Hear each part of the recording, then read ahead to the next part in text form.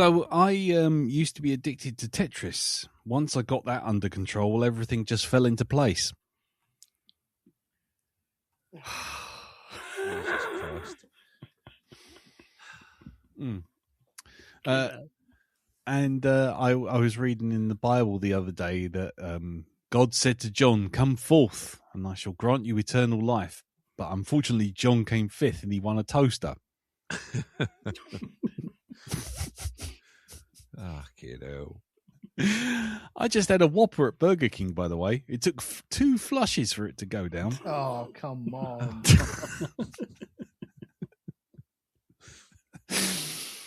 And lastly, I went to the doctors the other day because I thought I was losing my hearing. And the doctor said to me, could you describe your symptoms to me? And I said, yes, Homer's the bald fat one and Marge has the one with the blue hair.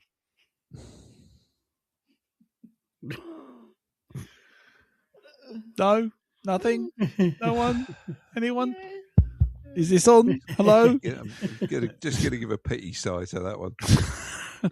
Hello, everyone. Welcome to the Black Dog number 255. I'm Lee.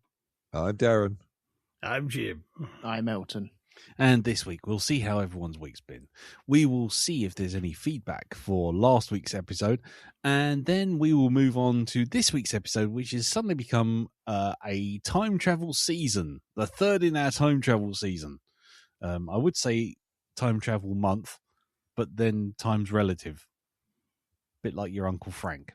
Anyway, and we will be doing, what's that when they were on? What are we doing? It is Biggles, Adventures in Time.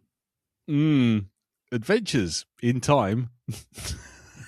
Biggles. Put the comma wherever you want. Adventures in Time. Time. Yeah, Adventures in Time. Biggles Adventures in Time. Biggles Adventures in Time. Time Adventures in Biggles. Yeah. Time. Biggles Adventures. Anyway. Oh, God. Anyway, so, yeah, we'll be doing that soon enough. But first, as ever, let's find out how everyone's week's been. And we will start with you, as ever, Jim. How's it been, sir? Fairly quiet, really. Just pretty much just catching up with stuff. Oh, yeah. Having been ill for a fortnight. Mm. Kind of like, oh, God, the end of the month's looming. I've got shit tons to do. So not a right lot. Yeah. However, I will say I was quite pleased to see Who Laughs Last got a second season on Amazon Prime. Yes. And it was quite interesting because the first series, it was good, and they had some sort of, good up-and-coming names, but it's quite clearly all the comedic fraternity saw that and said, that looks like a laugh, that's a challenge. Mm. And so the second season, you got David Mitchell, Ramesh Ranganathan, Bob Mortimer's back to defend his title, Alan Carr, and Philomena Kunk herself, Diane Moran. Oh, God, right, okay. Who, I think it's in episode 2, she does a reading of Dylan Thomas's Do Not Go Gentle Into That Good Night, which you will never, ever fucking forget. I've seen the clip. Nice. Brilliant. Okay. Don't spoil it for me because I will say no more. Because I didn't end up watching the first season because every social media platform known to man spoilt the hell out of it. So yeah, I'm looking forward to this. So that's cool. Excellent. Yes, that was a very good laughter therapy, much needed. Speaking of which, I also found a very good YouTube channel. Oh, yeah. Called Classic Album Review. And Right. this old bloke, he reviews albums. He does the usual thing. He'll do like unboxing of all these fancy remastered box sets.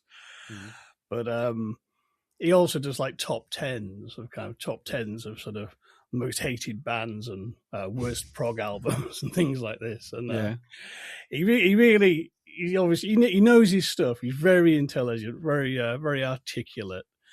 But he has this wonderful sort of dry sense of humor and this kind of just what I think is very classic rock journalism, sort of classic cutting turn of phrase. Yes. Such as describing Nico's voice as sounding like a cello getting up in the morning. Nice.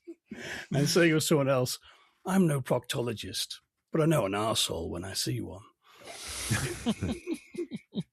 You just want to slip these things into a review. Like we talk about albums of the 90s, we talk about OK Computer. Oh, so yeah. I have fond memories of this album, man. At the time, I needed to lose some weight, so I bought an exercise bike, and I used to listen to this album when I worked out on it. In about 2 months, I lost about 4 stone. But fuck me, was I depressed. He's really good. I mean, he really knows his history, but he just throws in these deadpan curveballs. He's fucking hysterical. Yeah. Right. And they're all about 10 minutes long, so I do recommend have a look at that. Cool. That I will do. It's really classic. Classic album review. It's called. Classic album review. Nice. It's really, really good. I'm just sat there taking notes for like pithy phrases and insults to use at the later date. Yeah, nice. But yeah, so that's a very, very, very amusing and nice and short as well. When you've just got, you just need a little pick me up. Yeah, lovely, awesome, cool. Anything else, sir? I'll leave that there. Lovely. Oakley dokley. In which case, we shall move on to you then, Elton. How's it been, sir? Very good. I have had a small adventure in time, which I will be calling a bathroom mistake. Now, at our age, that's a very ominous phrase. Doesn't it sort of like you're preceded by a sneeze or a cough? Yeah. For truly did the old gentleman say, young man, never trust a fart. For it is a bathroom mistake. So go on in, Elton. Give us your bathroom mistake, mate. So, I was at work. I won't disclose which building I was in. Okay. But it is a building full of workers, and it's a building I haven't been to in a long, long time. It was okay. I got dragged up to Lowestoft. Oh, I'm sorry. Yeah, exactly. Yeah.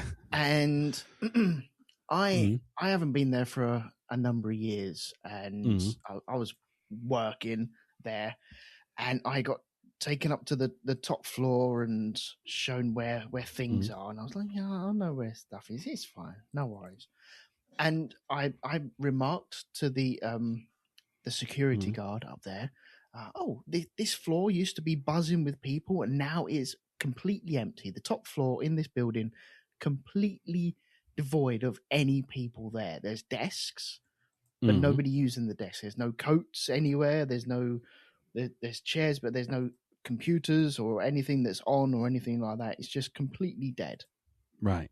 And I wandered around, spoke to him about it, and he was like, yeah, they don't use it up here anymore. Oh, okay, no worries.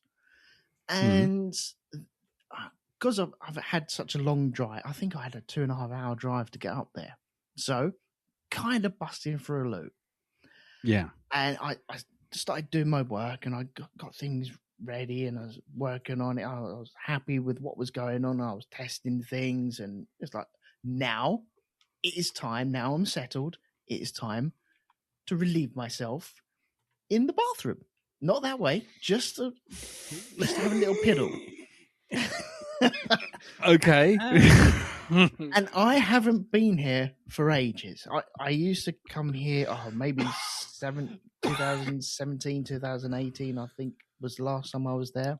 Okay. And whenever I was up there, people always directed me to the disabled toilets. Because I said, where can I go? And they went, I'll just use that one. I went, okay, fine.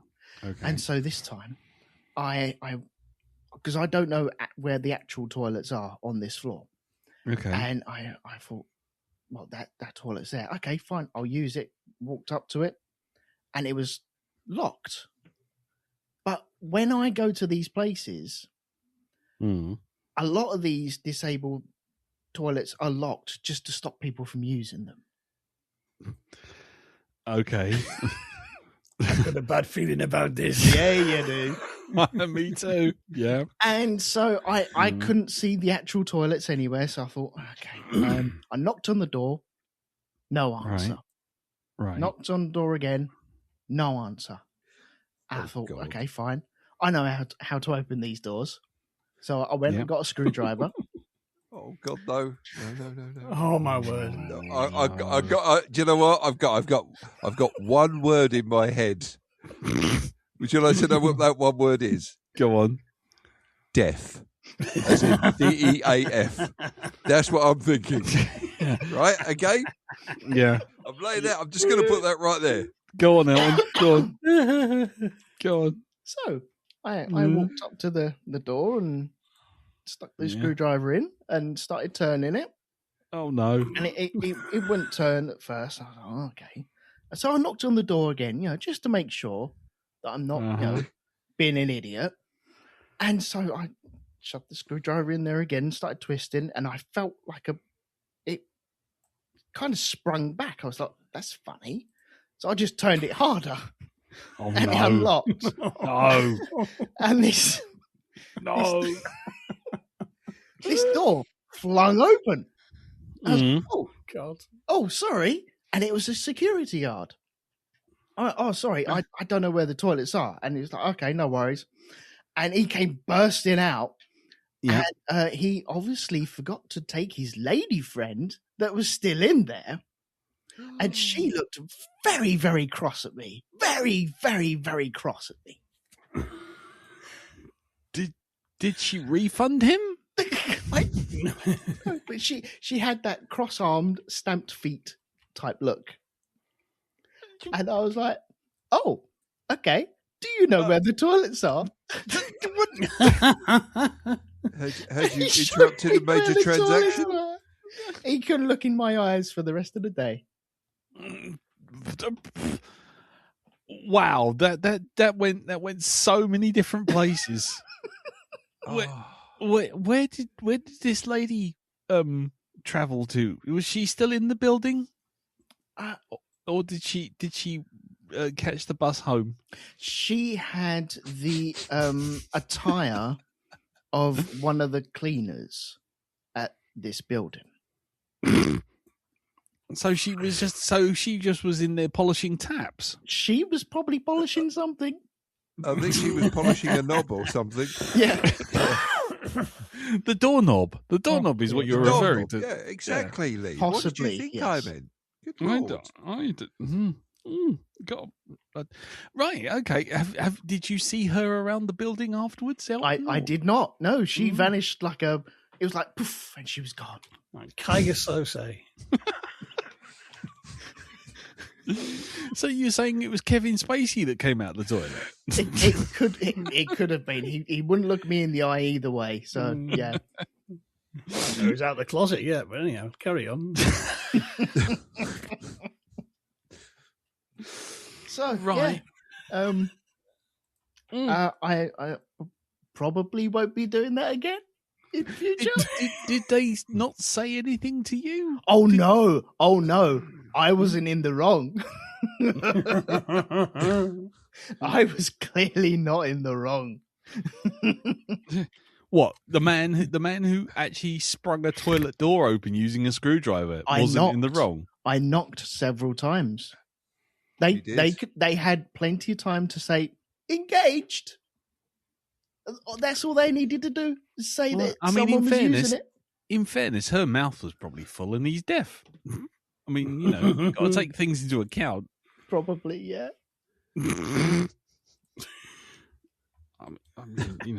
I just knock louder next time. I mean, I think it's not necessarily a Judge Judy open and shut case here. I mean, you do have a screwdriver in your hand. Open and shut door, that's for sure. Wow. Okay. Well, If only Martin Thompson was still doing the sum ups of black dogs in it'd be picture a fun form one on this the week. That would have been a fun one. Wow. Okay. Well, that's different. I'm sure people will be looking down their nose at me saying, "Well, you shouldn't be going in there." But I've been to plenty of these buildings, and they always lock these doors behind them, and there's only one way of getting in them. Yeah, they did lock the door behind them. You opened it up with a screwdriver. They don't normally have people in them. That's why. And when you have a desert, I understand why they went up to the top floor, because it's deserted. Except for you. Yeah. And your screwdriver. Well, yeah. Well, the thing is, they probably could hear me working whatever I was doing. I was working, but they could probably hear me working from the room that they were in as well. Right. So, it's a big floor. They could have gone anywhere. Do you know what, Elton? I did something very similar once. I was working in a hotel, sort of like a part of a school. You were in a toilet. You were in a toilet with a security guard. No, I was burst in with a screwdriver. No, I was working with like the concierge and all that lot downstairs, right? Darren looked very job experience, work experience thing for school, Mm-hmm. and they gave me some mail to take up to a room, and I went up there. I knocked on the door. There's no answer, and there's no signs on the outside of the door. So I got security to open the door up, and as I've got in there, the room's dark, right? Except you could see light coming through the curtain, and suddenly this person's just sat up in bed like that. Him and his wife are like, I don't know what they were doing. I'm pretty sure they were sleeping, but yeah. Stupid fucker should have put something on the outside of the door. They give you those tags for a reason. Yes.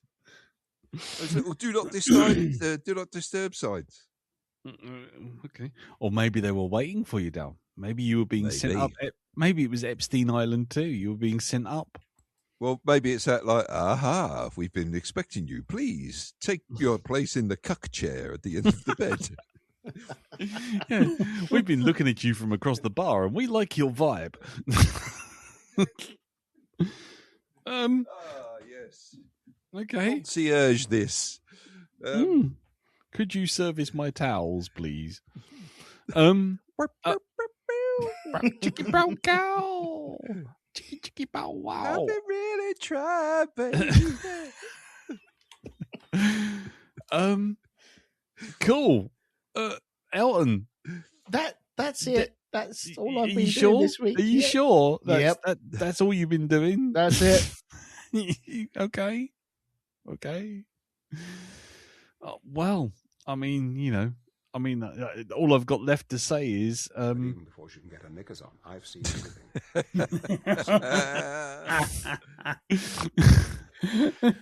well done. Right, bathroom mistake. There you go. I don't think it's mistake. Bathroom doing the bathroom mistake. Oi. Right. Well, over to you, Dal. How's your week? My week's been pretty quiet. But I did scuttle off to the cinema.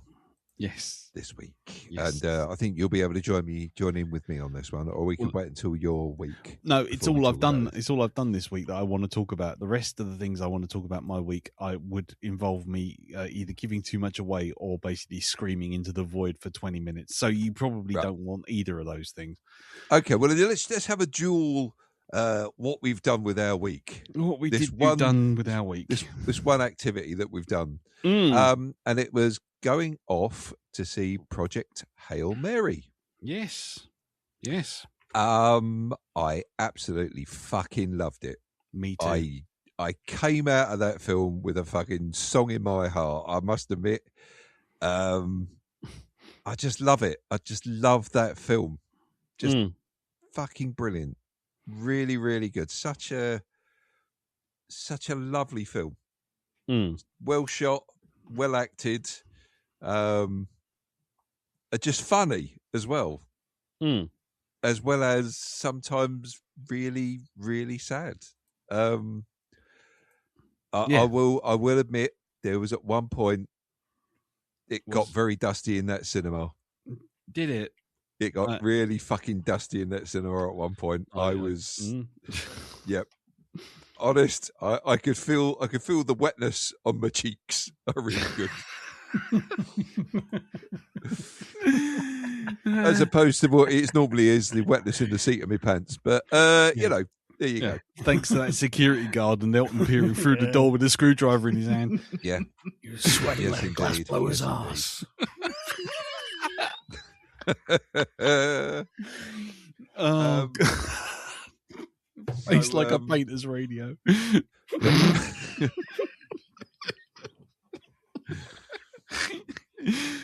Sorry, carry on, Dalcon.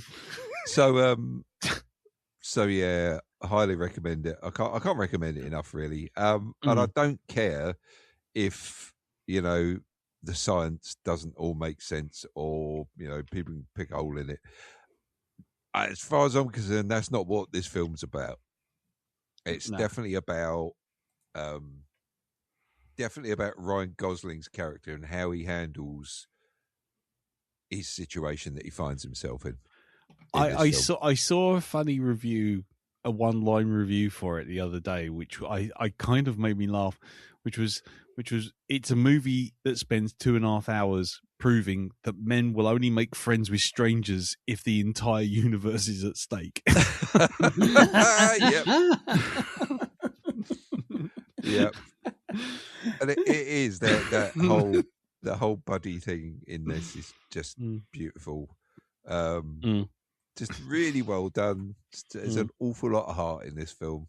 And, you know, considering the sort of situation we find ourselves in this world, it is a film that is fucking needed at the moment. Well, really is. Yeah. I mean, for me, like I said on Facebook, it's a film that would be very, very easy to pick apart in terms of like the fact that it's kind of saccharine, it's kind of mawkish, it's kind of sad, it's kind of a bit wishy-washy. It has at least entirely too many endings, and it's like 2.5 hours long.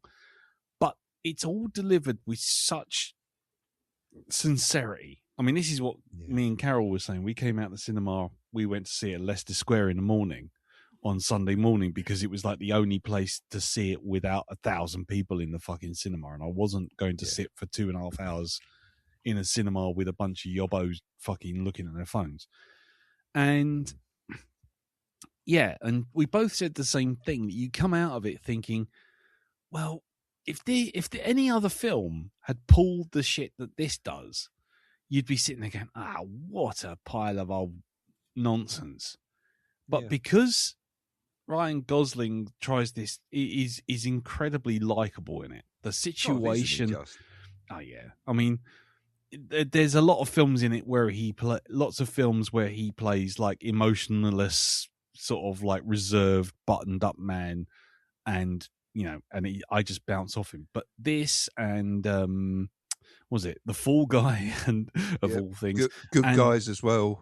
Yeah, Nice Guys, and the Nice Guys, have really sold me on him, and Blade Runner as well. And and it's kind of like the whole film is just incredibly likable. It's like kicking a puppy to say you don't like it, and it's the thing with that, and it's a thing which I keep coming back to. And I'd say it in relation to things like Star Trek and everything, but it's competence porn.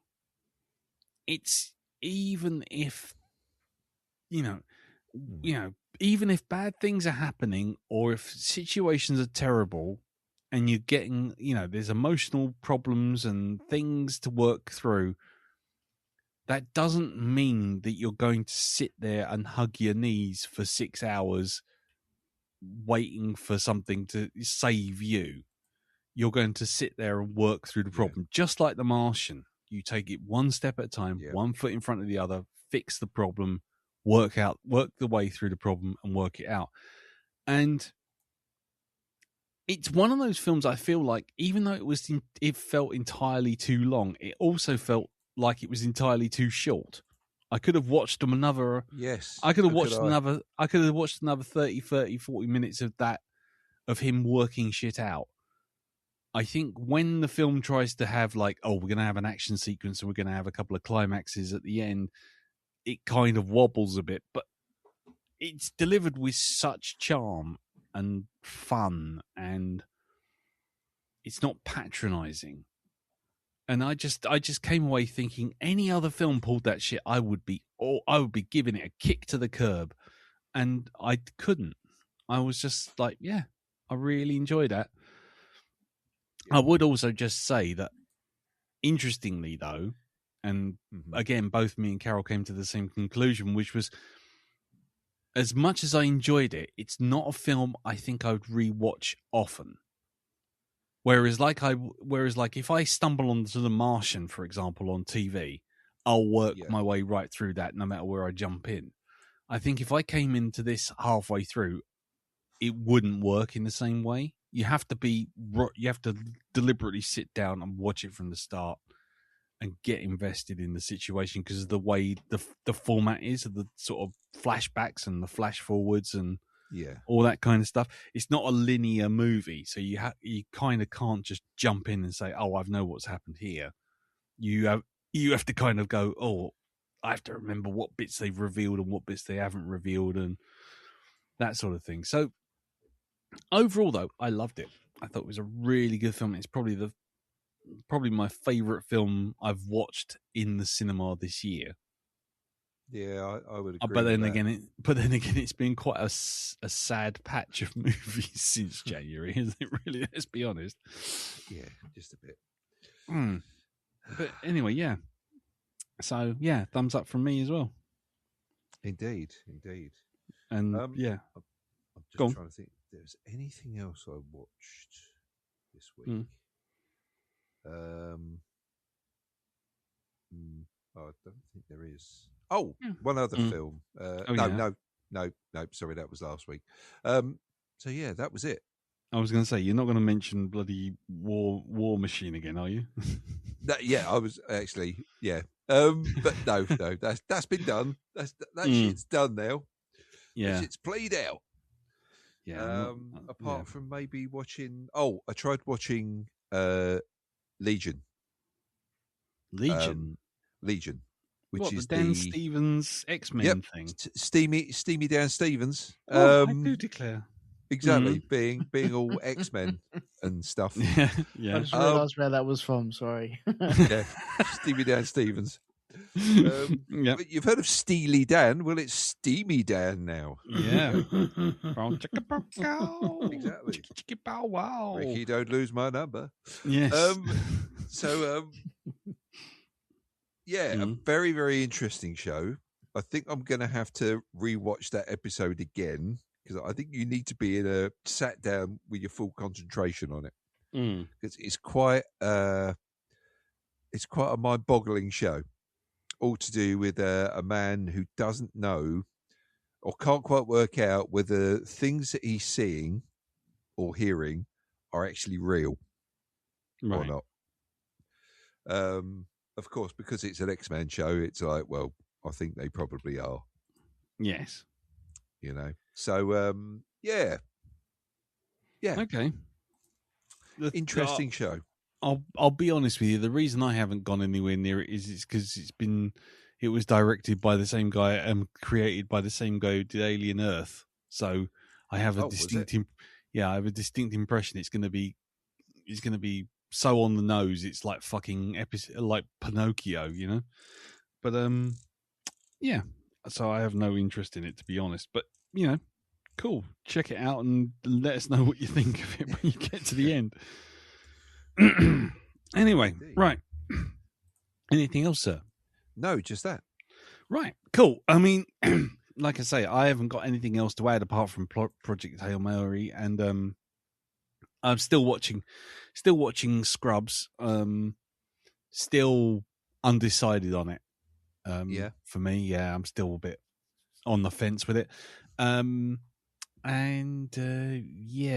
that's it. Really, went to Chinatown after seeing Project Hail Mary, and had a lovely wander around London, which was very nice in the brilliant sunshine, which apparently was the whole of summer. That's it. We had it. That was that was it. Yeah, that was it. That was it. It Was yeah. summer about 2:30 this afternoon. Yeah, about quarter past 3 on a Sunday. So that's it really. Nothing else going on in my week. So I think we shall leave it there, which means we're going to have a look at some of this. Hang on. It's feedback time.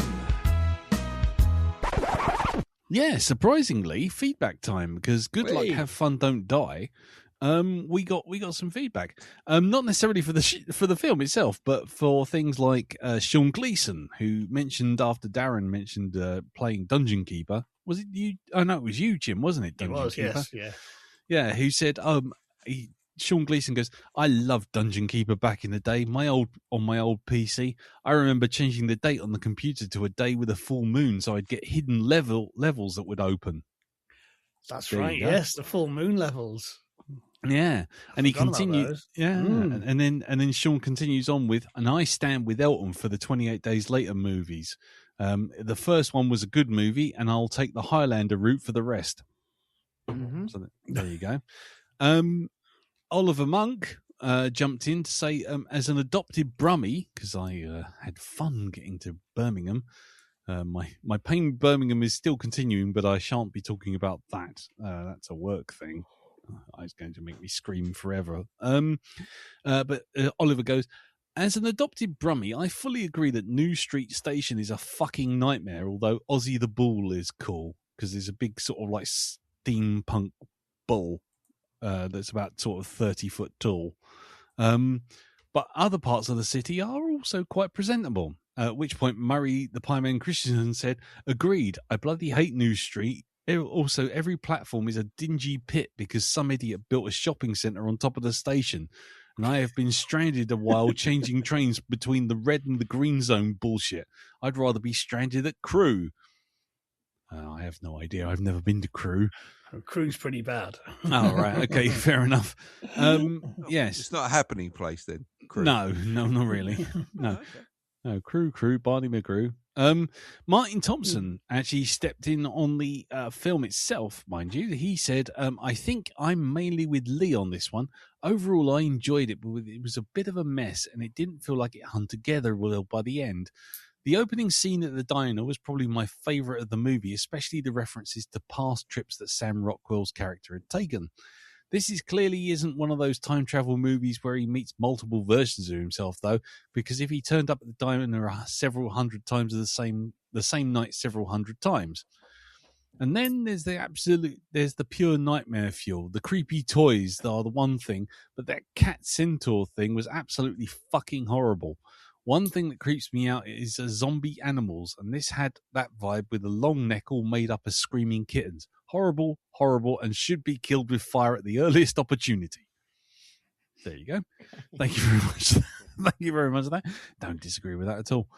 And if anybody else has any feedback and you want to leave some in, by all means, send it in to feedback@blackdogpodcast.com or jump on the Facebook group, facebook.com/group/the Black Dog Podcast, and leave us a comment underneath the episode. Right. I think we'll leave it there. And now we shall take a deep breath. We shall put on our biggest, widest shoulder pads and head off to the distant future of 1985, 1986. 1986, where we will then travel back into the past, 1917, to meet Biggles, brackets, comma, an adventure in time, or Biggles, an adventure, comma, in time. Roll the jingle.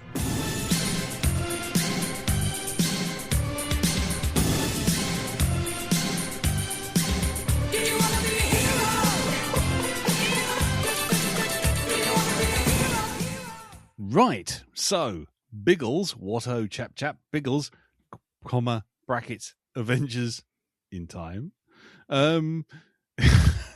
Biggles, Adventures in Time, or Biggles, Adventures in Time, is a 1986 British science fiction adventure film directed by John Howe, released in 1988 in the United States as Biggles Adventures in Time. It's in italics, so it must be important. The plot involves time travel between the 1980s and the First World War, involving the character Biggles from the series of novels W.E. Johns. The film stars Neil Dickinson as Biggles, Alex Hyde White, and Peter Cushing in his final feature film role. Oh, Yeah. By the way, the director John Howe is primarily known for films such as Twins of Evil, The Legend of Hell House, The Incubus, American Gothic, and the action thriller Dirty Mary, Crazy Larry. There you go. Oh, okay. More you know. The budget, it was 92 minutes long. The budget was $7 million. Wow. Yeah. How much do you think? Now, this is a double bubble, this one. All right. So it's $7 million. And it's actually got the box office for the UK and a separate box office for America. Wow. So you can take your pick. You can either take a guess at both, or you can take a guess at just one. And I'll start with you, Darren. What do you think it made at the box office? Well, for the English one, I think it made one squiffy, one spiffy, one smithy, one quiffy, and one cunt. There we go. Right. Okay. Jim. I think it made 3 million starlit TV dinners. Nice. Elton? For the American market, I think it made one spit-covered wedding ring. Mm. And for the British market, I think it made 12 hobos around an open fire. Yeah, well, you see, your problem is you're all wrong, you see, because for the American one, what it earned was a terrible party thrown by a terrible party thrower who's trying to promote parties. And for the UK one, what it actually earned was the chair that Peter Cushing sat in for most of the fucking runtime. No, no, it's chair. The cuck chair, no. Peter Cushing's cuck chair. Tales from Peter Cushing's cuck chair. I didn't see you there. Welcome, viewer, to another episode of Peter Cushing's cuck chair. Tales from Peter Cushing's cuck chair. Yes. Oh, I didn't Where see I'm you going there. about things I've seen while sitting in the cuck chair. Yes. Hello there. I'm Peter Cushing. You may know me from such Hammer horror films as Dracula. I knew we'd get something out of this episode. There it is. Yeah. Yep. I've been wanking Dracula's myself. cuck chair, Frankenstein's cuck chair, the Invisible Man's cuck chair. I've been wanking myself stupid while watching my sorry. Yes. No, actually, in the UK, from a budget of 7 million, Biggles Adventures in Time earned 1.45 million. In the US, it earned 112 grand. Oh dear. Oh, indeed. How much? 112 grand. And that was it. That was it. In the States, that is. In the UK, it earned 1.45 million. So overall, it earned 1.5 million out of a 7 million budget, and that's worldwide because it never got released over. Maker. So anyway, let's not dally around. Who hasn't seen this film before? I can't quite remember if I have or I haven't. You know, Right. that I'm pretty sure I've seen. I know I've seen the toy line that came out of it and the video game. Mm-hmm. Yeah. Okay. Well, Jim, have you seen it before? I saw it at the cinema back in the day. Oh, right. Okay. And Nelton, you've definitely seen it before. 'cause I you have picked seen it. Yes, yeah. Okay. So, Darren, no spoilers. This is the spoiler-free zone. What did you think of Biggles? What did I think of Adventures in Time?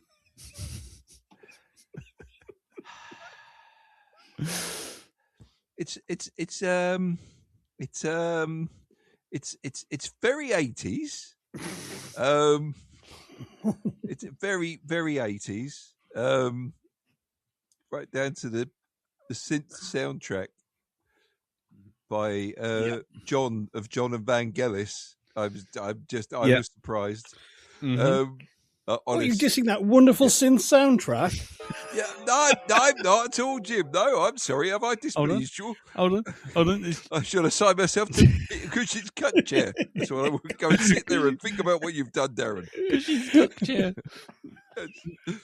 Face the wall. But what's the point of a cuck chair? It's facing the wall and not towards the action. That's your punishment, young man. You know what you've done. You know what you've done. You can hear the joys behind you. Yes, cannot but see you won't them. be able to view them. No. No hotel dogging session for you. No. Oh, God. Anyway, Yes. yeah. It's like, I think if I had actually seen this, I think if I'd actually if I remembered this film, if I remembered going to see this film when I was a lot younger, It's four I think sentences there.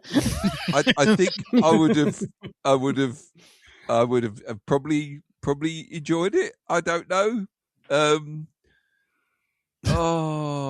It's God, it's a hard one. This one, Madam. Madam, back to the cut chair. Yep. God's sake. It's just. I don't know. It was. I can take some cheese, right?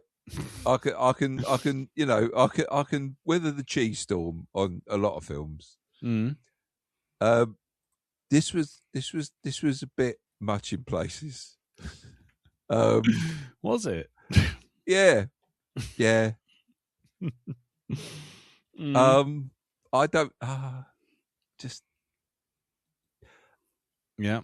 You know, I know I'm glad when I'm trying to get a film done and finished that I actually walk home from the station watching it, so that it's like I need to get it done. Right. Just do it. Just get it out of the way. So you were yeah, pleased it was over. I was pleased with it. It's not the worst film I've ever seen, because I've seen a lot worse than this. Trust me on this. Well, we know. But- We've probably watched most of them. We've watched them with you mostly. Yeah. Indeed, yes. We've all been through it. It's shared trauma. That's what we've got. Yes. Yep. But it's not something I think I'm going to be watching again. I've done it now. No, that's me. I'm done with that. I've experienced it. I can now put it to bed. Yeah. And say I have done Biggles. I've done Biggles. Somebody else has done Biggles while I was sitting in the cut chair. No, stop it. Hello. Yeah. I'm Biggles. Welcome to my couch chair. Okay. Right. Well, Jim. Yes. How did you find Biggles? Adventures in Time. In time. Well, In dear time? me. Yeah. It's not so much a film of two halves as a film of two bits. 2 bits. Well, on one hand, it's kind of the bits actually in World War One with Biggles. Mm. I actually quite enjoyed, but unfortunately, they kept going back to the fucking 80s and all this Yeah. crap all the time. And literally, that fucking soundtrack Please tell me you stabbing employ away a man all to the do that time behind like you. a mugger at a corpse in the black alley. Fuck me. I mean, I've got nothing against John Anderson, but I'm very tempted to hold something against him now to hearing that fucking song played to death. inappropriate times. It was just fucking terrible. I mean, the music killed this movie Stone Dead. I mean, I have a high tolerance for 80s stuff, but this was a terrible score and a terrible choice. Yes. But it's also the wrong-headed thing of kind of, we're calling the film Biggles, and we're going to sideline him for this bloke, Ferguson, a man who sells TV dinners. Who thought this was a good idea? And what crack were they on, and can I get some? Fuck me. I mean, the irony is, I'm not even saying that with hindsight. That's pretty much my reaction when I first saw it. And I've not mellowed. But the ironical thing is, I mean, I have no history with Biggles as a character. That was like my dad's stuff, but, I wasn't interested. Boring. It was dated even in the 70s when I was growing up, a bit long in the tooth and tally-ho chaps. Yeah. However, the thing is, when I saw this movie, I did think, I wouldn't mind seeing a Biggles movie, just not this one. Yeah. Fair enough. Do you think there's a fan edit out there somewhere where all the time travel bollocks taken out? I wish. Okay. Oh, good Lord. Okay. Right. Well, I guess before we get to Elton, for me, it's a shame I saw how much money this film made, because really, I was hoping that it made enough money that Alex Hyde White would actually get his personality fixed, because I've never seen a man have the same expression whether he's traveling through time, being bombed by a fucking by a German in a biplane, sitting in a convent dressed as a nun, or basically being machine gunning a whole bunch of police across the Docklands. I've never seen a man look so utterly expressionless in all my days. He literally looked like he was doing calculus in his head every time anything required him to do anything. It's like he falls through time. He looks like, it's like I think if I did an edit of Biggles, I would actually have unexpected item in the baggage area every time he looked at his face. Because that was the expression he had. It was like he just tried to scan through a bunch of bananas and it came up £4.50. He didn't have a fucking clue what he was looking at. Do you think he would have had a more shocked expression if, instead of falling through time, he'd just fallen off a fucking chair or something? I tell you what, he looked about as expressive as someone who sort of walked out the door and gone, now, was it? Did I go for a wee before I come out? Or, yeah, I can't. I don't know. What time did I say I was going to pick up the dog from the groomers? I mean, and as for the fucking music, fuck that noise. I mean, just I don't know. I'm dancing to it. Dancing to it. Lots of fast hand moves. Yeah. It was the problem with Biggles, the film, for me, is it had all the bits in it that would work if you remade this right now. If you remade this and just went Indiana Jones with a bit of time travel in it, fucking right, and not the Dial of Destiny. Thank you very much. Before anyone tries to be clever, and I think you'd be on a winner. But this is just what I just couldn't get past the fact that Alex Hyde White constantly, forever, looked like he'd just been waiting in a queue to buy a pair of socks, and then they closed the till. The face of a man who got 5 chicken McNuggets instead of 6. Yes, exactly. He'd driven out of the drive-through and realised they hadn't put the sauce in his bag. I mean, it's just literally that was his entire range of expression.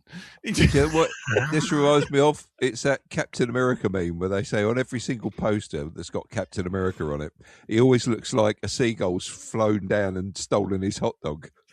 And it's just... And it is. It's absolutely just every single fucking poster. So, Why do bad things happen to good people? Exactly. Alex Hyde White has the expression of a kid who's been shown a snail for the first time ever. Do you think he's the embodiment of that song, Why Does It Always Rain on Me? I don't think I think if it rained on him, I think it'd take him 6 hours to fucking realise. He didn't even blink. He was sitting there at one point and he was wearing the most ridiculous get-up, and I won't even go into that because it's a spoiler. Are we doing spoilers now? No, then? not yet, because I haven't got to We might as well. No, but he's wearing the most ridiculous get-up. Someone comes into the room, looks at him, laughs, walks out, and he looks like, does he look embarrassed? Does he look upset? Does he look kind of bemused? No. What he looks like is, I wonder if I left the gas on. It just all the way through. It was just like, oh, I think the colouring's coming off the fob on my keychain. I mean, it's... What was the name of that chick having a bath in a cow trough? Yeah, wasn't it? Yeah. I'm sure I googled up Pomeranians, but I actually got apples instead of dogs. Anyway, I thought this film was absolute bollocks. It's one of those films which I laughed all the way through, but not for the reasons the filmmakers wanted. And I genuinely think it could be remade again and it would be fine, and you'd actually get a good adventure out of it. But no, not with the 1980s. No, not with this all the way through.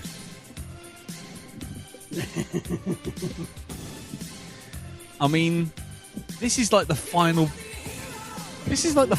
boss to shut up. Yep. It's like the final boss to fucking Mortal Kombat. It's just like, what is going on here? Anyway, yeah. So, Elton, what about you? Well, I have seen this movie. And this, honest, I don't know why cinema are making any more movies after this. They should have shut the doors in 1986. They should have gone that and gone, well, that's it. We can't do any better than that. Shut the door. Cinema has peaked. Yeah. Everyone go home. Because I had so much fun with this. I know it's utter bobbins, but I flipping had, like you, laughed at it all the way through. Not because they wanted me to, but because I just found it hilarious. Yeah. I thought it was brilliant. You know, even Cushion is at some points just standing there going, why am I here? Why am I wasting my last years here doing this with you guys? According to this Grim Reaper, I have only approximately 10 weeks on this earth, and apparently I'm wasting it on this bollocks. Surely I should be making something else more worthy of my stature. But no, I'm doing Biggles Adventures in Time. Jesus Christ. It's a very lyrical time. Yeah. Anyway, carry on, Elton. Sorry. But I had fun with it. Jim, you're right. The World War I stuff is the best stuff about it. Absolutely. It is, yeah. And when that's happening, you've got a story going on. You've got an adventure. That's where the adventure is. But when you get back to modern day, then that's where it kind of falls flat on itself. It doesn't really work, but it's like in the 80s, no one can act. No. Not even close. I mean, you have a comic relief character of which one of the other characters says, "Can't we ditch this sack of shit or something?" Yeah. He's like, even the characters know he's a turd. Yeah. Why is he here? He's not funny. Take him away. Yeah. Fucking Porkins, man. I mean, he should have just stayed on the Rebel Moon. He didn't have to come to this fucking movie.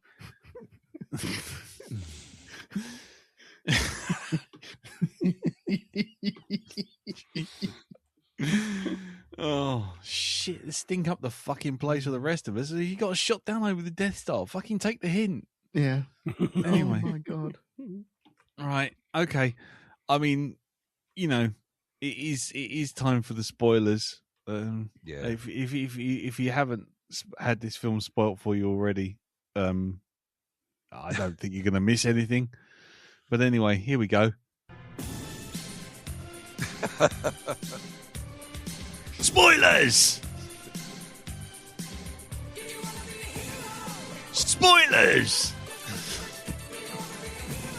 It's fucking spoilers! There you go.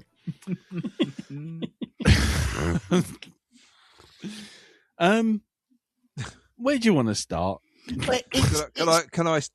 Go on. Go on. Before you start, Dal, what was you going to say? I was going to say it's not a deep movie, really, is it? Nah. No, it's not. No. Okay, right. Deck's cleared. Dal, go. Okay, right. So the thing that that this movie really, for me, really fucking suffers from, it's a disease that films around this time kind of had. Okay, for when trying to play to an American audience, they have to stick a fucking American in there.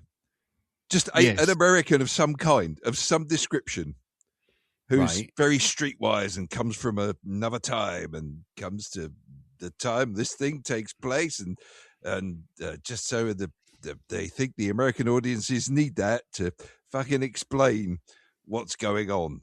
It's like, but why? Why do we need him? We didn't need him. No. It's like Jim pointed out earlier on about this could have been, I would have enjoyed it more had it just been the Biggles stuff. Yeah. You know, because I can take that level of cheesiness from like, yes, I mean, even though they were pretty shit as a fighting force, Jesus Christ almighty, getting caught every 2 seconds. Oh, we've been caught again. Oh, where's Biggles? Oh, he's been put into that concentration camp over there. Look, see, he's having his kneecaps removed with a spoon. Yep. Yep. There you go, the great Biggles. Well, you know, like Douglas Bader, he doesn't need legs to fly a plane. No. No, not at all. So, yeah, there were an awful lot of films during the 80s that did this. I mean, you only have to see things like fucking He-Man, stuff like that, right? He-Man at the time. You have this wonderful place called Eternia, which you could base your film in and just have it all there. No, what do we have to do? We have to cross over dimensions to come to fucking New York. Why? Cheaper. Why? Why would you want to come to Jesus Christ almighty? And that's what this does. And it really, there's no need for the time. Why do we need time travel in it? You could have just made Biggles interesting enough. You could have just written a really good sort of, you know, Indiana Jones style story. Nothing heavy, just lots of fun. Because I think you've hit it very early on, is films in the 80s, you needed that American hook. You needed that star or rising star, someone that the Americans could turn around and go, well, hang on, it's got American in it. So we can relate to that. That's fine. Alex Hyde White. we don't understand these British types. Yeah. Yeah. I mean, the problem is the time travel thing could have been a good hook to get a popular actor into the past. The problem is it's such a hand-wavy idea, and never really explored, and it's kind of like one of those time travel things that you get in like children's TV shows, where it's like, it doesn't matter, don't question it, and I suggest you don't do, says Basil Exposition. Yeah. And it's like, right, okay, well then what's going on? Why are we doing this? And it's like, so that we can show that, you know, they didn't even explore the idea of being in the future and helping the past or vice versa. So the time travel thing is utterly pointless. It's like wow, I can't get over fucking Alex Hyde White. He's just the worst fucking actor I've seen in my entire life. He is. I've seen mollusks with more expression and facial range than him. Yeah, but one heck of a bubble perm. Did you like the way, by the way, that Biggles had frosted tips on his hair? I thought that was because that was all the rage back then during the war. Yeah, World War One. You know, the frosted tips there. You know. Yeah. Yeah. Go on, Jim. Have you got to go for it? Wade in, my friend. Well, that's the thing. It's kind of I understand the coke-addled thinking behind this. All right, you know, we need an American in because Americans American and must American at all times. Okay. Kids don't know who this Biggles character is, so all right, fair enough. We have a time travel plot. Well, yeah, take this American, throw him into the past, fuck him, leave him there. Stay there. Don't fucking keep hopping back, especially when the First World War story's getting good. Yeah, yeah. And it's always like you're cutting away, go to back some half-assed slapstick, unfunny bollocks in the 1980s, featuring atrocious acting, terrible costumes, and bad dialogue. And they go, can we go back to World War One, please? Yeah. As I said, I had no history of Biggles at all. I mean, I went to see this back in the day because Peter Cushing was in it, I'll be honest. But afterwards, I thought, actually, I can buy the Biggles and his chums, and actually, I'd quite happily see a completely World War One story with Peter Cushing as the kind of, you know, sort of spook show Air Commodore, giving them secret missions to whack, you know, secret weapons and whatnot, and that would have been fine. And as for kind of, well, people know who Biggles is, well, nobody knew who Indiana fucking Jones was, but Raiders of the Lost Ark still went through the roof. Yeah. And you could have done that with this very easily. Don't call it Biggles, though. Just call it, I don't know, the death weapon from the Mons or something. You know what I mean? And people would soon warm to that character, because I thought, the guy playing Biggles and Algie and Bertie and Ginger, or whatever they're called, they were all pretty good. They were kind of, all right, I can actually believe these guys as heroes. They didn't go full tilt on the what-ho, tally-ho, where's your flying trousers kind of sort of business. And it's kind of, no, I'd quite happily, you know, watch these guys go do a secret mission, thank you. And it was really frustrating. Oh, we got to go back to the fucking 80s now. We'll talk about TV fucking dinners and banal shit. Yeah.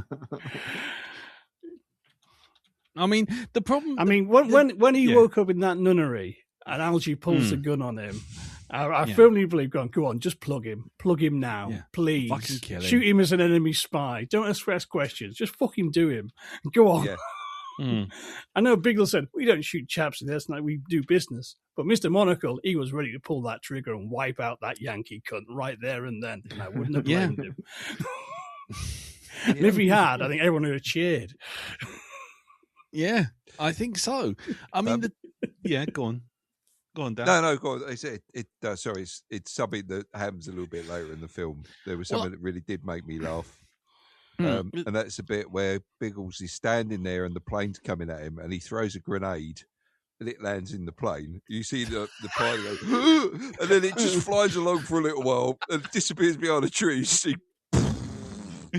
that was funny. It was that whole thing of, I will throw a grenade at your feet and you will throw fucking hell, he's landing in my lap. Help me, Jeebus, help me.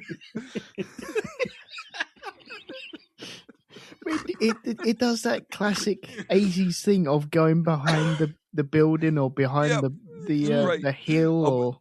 I wish it had got further away though, so the explosion was quite quiet. You know, so just a speck in the distance. Well, it was like that whenever he had to travel in time, he had to like throw himself behind a sofa. Yeah, Just But- off set, just so that could quickly just pencil in some blue lightning, yeah. and call say But then- job done. But that was even that was stuff where it's like, it was like, what? I've just seen the pictures you sent over. Oh, yeah, well, the pictures Public I put toilet stall needs 20p, and they only have 50. Yeah, sorry, ladies and gentlemen. For those of you who don't know, I've been putting in the chat various pictures of Alex Hyde White with captions to go along with his expression. And there's one with him in the back of a plane, and it says toilet stall needs 20p, and I only have 50. There's another one with him in the trenches of the Somme, and it says this ATM only has £10 notes. And then the last one is unexpected item in bagging area, and So- he has the so, same expression in all of them. So apart from the TV series Peter Cushing, Tales from Peter Cushing's Cuck Chair, we could have a day in the life of Alex Hyde White. as Good he way. navigate the Yeah, as worst he of navigate- life. yeah. As he navigates B&Q's painting section and chooses various collections of white. Yeah, this is Parisian moonlight white. I want apple white. I was actually after a sail white, if you don't mind. Yeah, do you have something? With a bit more cream in it? Not see, too what do strong. I I don't want want? to go magnolia. I don't want to go Bostic crazy. or do I want Gorilla Glue? Yeah, let's take it time. I mean, the thing with the time travel. I mean, sorry, Elton, you can jump in whenever you like. By the way, I'm just running roughshod over it. But the thing that made me laugh with the time travel, which the writers, the director, everyone couldn't get their head around, was that he does this quantum leap effect. That lightning comes from every direction and hits this guy. He goes blue and vanishes. Was that ever explained as to what it was? Because Peter Cushing knocked on the door and went, "Oh no, it hasn't happened yet." It's a time twin. He was his time twin. That's why. Time twin. Yes. Hello. I'll wait for the scene where he's taken a shit or he's had a curry the night before, and it's just pouring out of his arse like a fucking water hose, right? And it's just not stopping. And in the middle of that, like a Thornton's chocolate fountain. yeah, the chocolate. And it's like he's suddenly in the middle of a fucking battlefield. It's like the Panzer Division slowly making their way towards him. Well, he will still have the same expression. He'll still have the same expression as what that is last that picture. smell? Yeah. As you see a man slowly dehydrating through his arsehole. In the middle of no man's land. Thanks, Alex. You distracted him enough for us to plant the explosives. Fucking look, it looks like a California raisin by the time. Fucking hell. Oh God. But he was awful. Just lightning striking him, and whatever's touching him goes through. So his girlfriend throws herself on him. And it's like, Yeah. oh no. Yeah. But the amount of, I mean, the thing with the time travel is that happens at the first party, at the shitty party, which is the funniest thing, because it's like what are we gonna do? Well, we're gonna really make a big deal of this. What are we gonna do? We're gonna sell TV dinners with starlets. And it's like, right, okay, so this is the party, is it? This is the party you're selling your business on, and it's like 4 people in a block of flats somewhere in Eltham, with a balled up of Arnold Schwarzenegger and a cutout of fucking what's her name from Dynasty, and it's like, hold on, is that your business model? A couple of standee cardboard cutouts and a TV dinner? Yep. Is that it? And it's like, yeah, we were going to make a sale. It's like, You couldn't even make a sale if you stitched all this lot together and put a fucking rag on it and put it on the top of a boat. I mean, and then he goes down. He basically the lightning hits him in the middle of this fucking party, quote unquote party, and then he jumps back up. Presumably, he comes back to exactly where he left. He jumps back up. He's covered from head to foot in mud, soot, shit. His hair's on fire, and they all go, "What's happened?" He's like. And even though his hair's on fire and he's covered in shit and he probably smells like mustard gas, he's standing there and he just goes, oh, he's got an expression like someone's fucking fucking priced the fucking pair that he bought and the fucking it's like oh I picked up some cashews. Like, what the fuck? Show some emotion, man. He's like a man on a Wednesday night who's gone into his fridge and realised that one yogurt that he was looking forward to is out of date. That's it. That's his Wednesday fucked. That's it.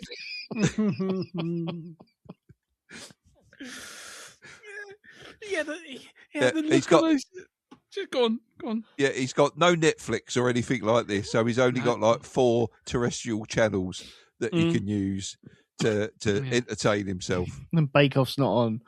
Yeah, Bake Off's not on. It's gone off. Yeah. He's Midsummer Murders on one channel. Yeah, that's it. Country File on the other. Country File on the other. Oh, I've seen this. Yeah, actually, it's a Sunday night. It's in Songs of Praise. On another one there.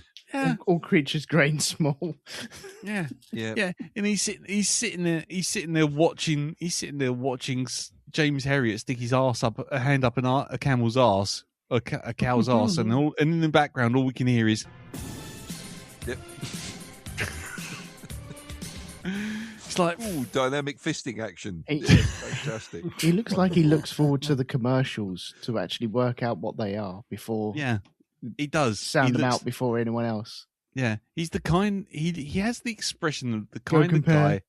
Yeah, Pepsi. Well, yeah. You know, wagon wheels. Wagon wheels weren't as big as they are now. Well, actually, it's a lie. That's a lie. They've always been that size. The packaging has just changed. Curly Whirlies have always had a high sugar content, which means that they're very stiff. It's like it's like Brian Cox from a fucking Dark Universe, isn't it? It's not fucking like wonderful things about the stars and the universe. It's just about like everyday fucking shopping products. You know what I like to do? You know what I like to do? Instead of buying normal scours, I buy white scours because, well, I'm a supremacist. No, I mean, Do you know, over the course of the last 30 years, according to my Excel spreadsheet, there have been less polos year on year for the last 20 years. When you used to buy a packet of polos, there used to be 19.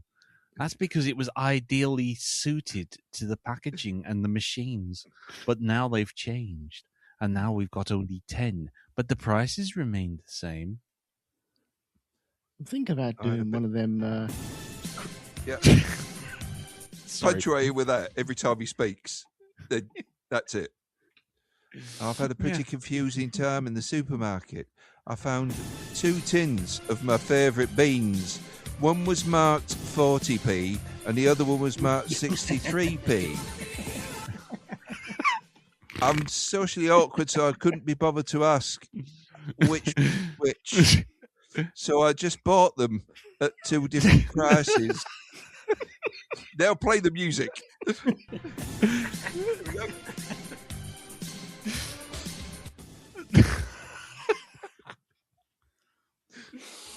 The kind of man who counts strands of Pot's noodle.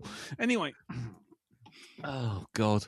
I've got a Tesco's voucher for £5, and the things I bought only came to £4.99, which meant I couldn't use the voucher, and I had to go into my overdraft to buy the food.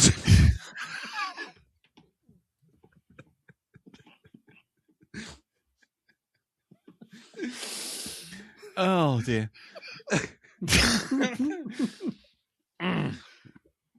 Yeah. So I don't know anymore. Well, okay. Last week, I did say at the very end that there was a moment which did scare the bejesus out of me. Oh yes.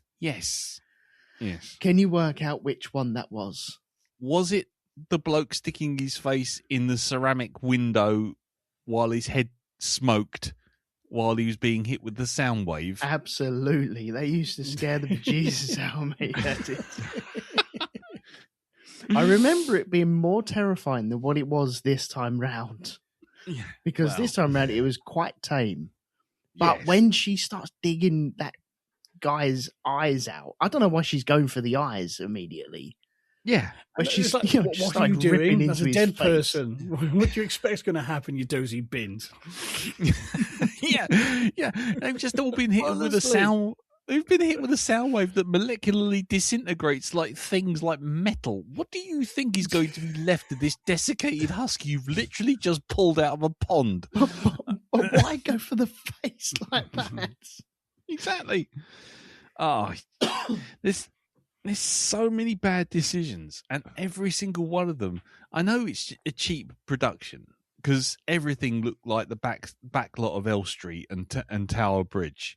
I know, but $7 million in '86 is not cheap, though, is it?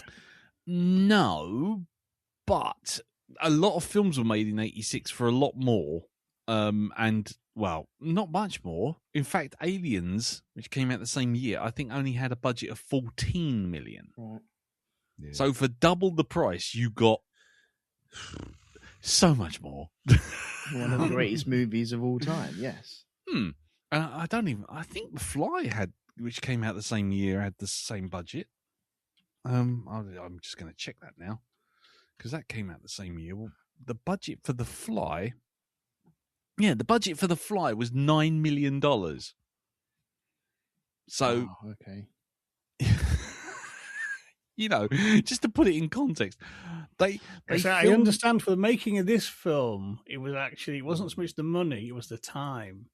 They had to complete it by a certain point to qualify for a tax break that was going to be axed by the Tory government. Yeah, interesting. It was We've got the Tory government to thank for this, have we? Some of the editing levy or something. It's been around for, I think, since the 50s, of where basically the government took so much of ticket sales from cinemas and ploughed it back into the British film industry to help pay for British productions. That worked pretty well. But then, of course, the Tories axed it because they're cunts. Of course they are. But apparently this film was made just as that was going to run out, and so they actually ended up rushing the movie so they'd still get the tax break. Okay. Before the deadline came, apparently. Yeah. That's why a lot of it's so fucking hurried. Yeah. Is that when they turned around and said, right, just stick him in a fucking helicopter? Yeah. Probably. Well, they'd obviously paid for that helicopter because they were going to show that fucking thing off. Yeah, but the moves that it was doing, that was piloted really well. Well, actually, I was going to say about that, to use a positive, to do a positive on this for a second, the bits with the planes flying low over what I can only imagine was Dartmoor, not Dartford, Dartmoor.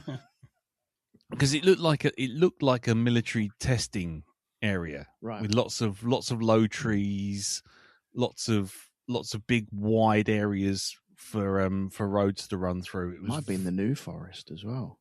Yeah, it would have been somewhere like that. In fact, I'm looking at it now. Millbrook Proving Ground in Bedfordshire. There you go. Oh, so it was definitely a military area, and it was like. But the stunt flying of the planes when they were doing that low stuff across through the forest, I thought was like, it gave me. Sadly, it missold me a bill of goods because I looked at that and I thought, so we're going to get rid of Blanky McBlankface, the Ditto Pokemon that is the main character. And actually, we're going to get some old school sort of like, you know, Indiana Jones, even High Road to China with bloody Tom Selleck kind of, you know, 19. Yeah, but you know what I mean? It's like there's a sort of sweet spot for that kind of 1920s kind of throwback action. You know, your Rocketeers, High Road to China, Tales of the Golden Monkey, yes, yeah, Indiana Jones, that, yeah.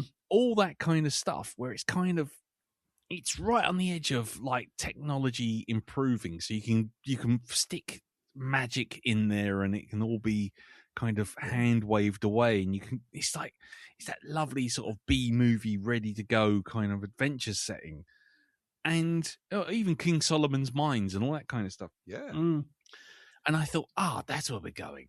But then the 80s music would come back in, and fucking Blanky McDitto face would just reappear back in the 80s and run around Docklands a little bit more, and obviously the backlots for like I say, the backlots for Elstree. I saw a lot of that because when I used to work at Elstree, I used to wander around those backlots, and you'd see basically lots of very high, tall buildings with very narrow roads, so that people could drive chase around it. So, you know, things like the Sweeney and fucking yeah. There's even at the back, I don't know if it's there now, but near the Hammer building, they used to have a big old water tank which they used for Last Crusade with the propeller, with the yeah. So so I've stood around all of that, and it is really 70s kind of vibe. I mean, whether or not it's still there, I mean, Christ almighty, I last there in about 1999, but you know, all of that kind of stuff. And I just kept seeing it all the time. It was like Tower Bridge, and we're back in Elstree. Tower Bridge, and now we're in sort of like now we're in the Sweeney. Oh, now here's Beckton Gasworks. You know, it's just like, oh, good Lord. It's such a mishmash. But we're in New York. How can we tell we're in New York? Well, there's some old hobos standing around a flaming bin. Jeez, yeah. That's how we know. And I just like, that's clearly either Docklands or the back of Elstree Film Studios. That is about as close to New York as Scunthorpe is to the fucking Arctic Circle. No, go away. Don't be stupid. What about Biggles himself? Because much like himself, much like Jim, my knowledge of Biggles comes back to basically Russ Abbott and Kenny Everett running around with flying hats on and scarves sticking out on wires. That's about as far as it goes for me. Can I just say, I thought David Coulthard's chin was the ultimate cornflakes box template, and then this bloke comes along. Yeah. And it's like, there's two of them. Because, come on, I mean, you know, I've reckon he made a bit of a sideline there on doing, like, you know, just making sure edges were straight on buildings and stuff like that, you know. Is your chest of drawers at the right angle, sir? Is it yeah? Oh, look at that. There we go. Yep. That's it. Use his jaw. Straight lined. Yeah. I mean, Jesus Christ, he had a jawline. But what about the main character? What do you think of him? He was much better than the fucking American. Yeah. We didn't need the American. We could have just had an adventure. Yeah. I thought he was all right, actually. Him and his mates were pretty good at what they were doing. I think they were pretty solid with what they were doing.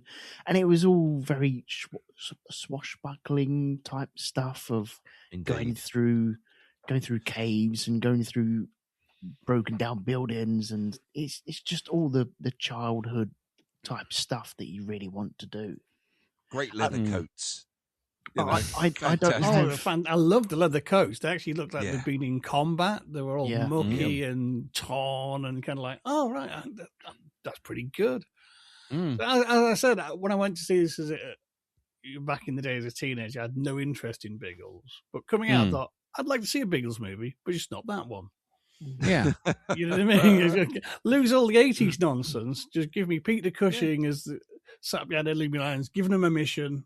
And I'd be, you know, I think I'd have lapped that up. And I think a lot of other people would as well. Yeah.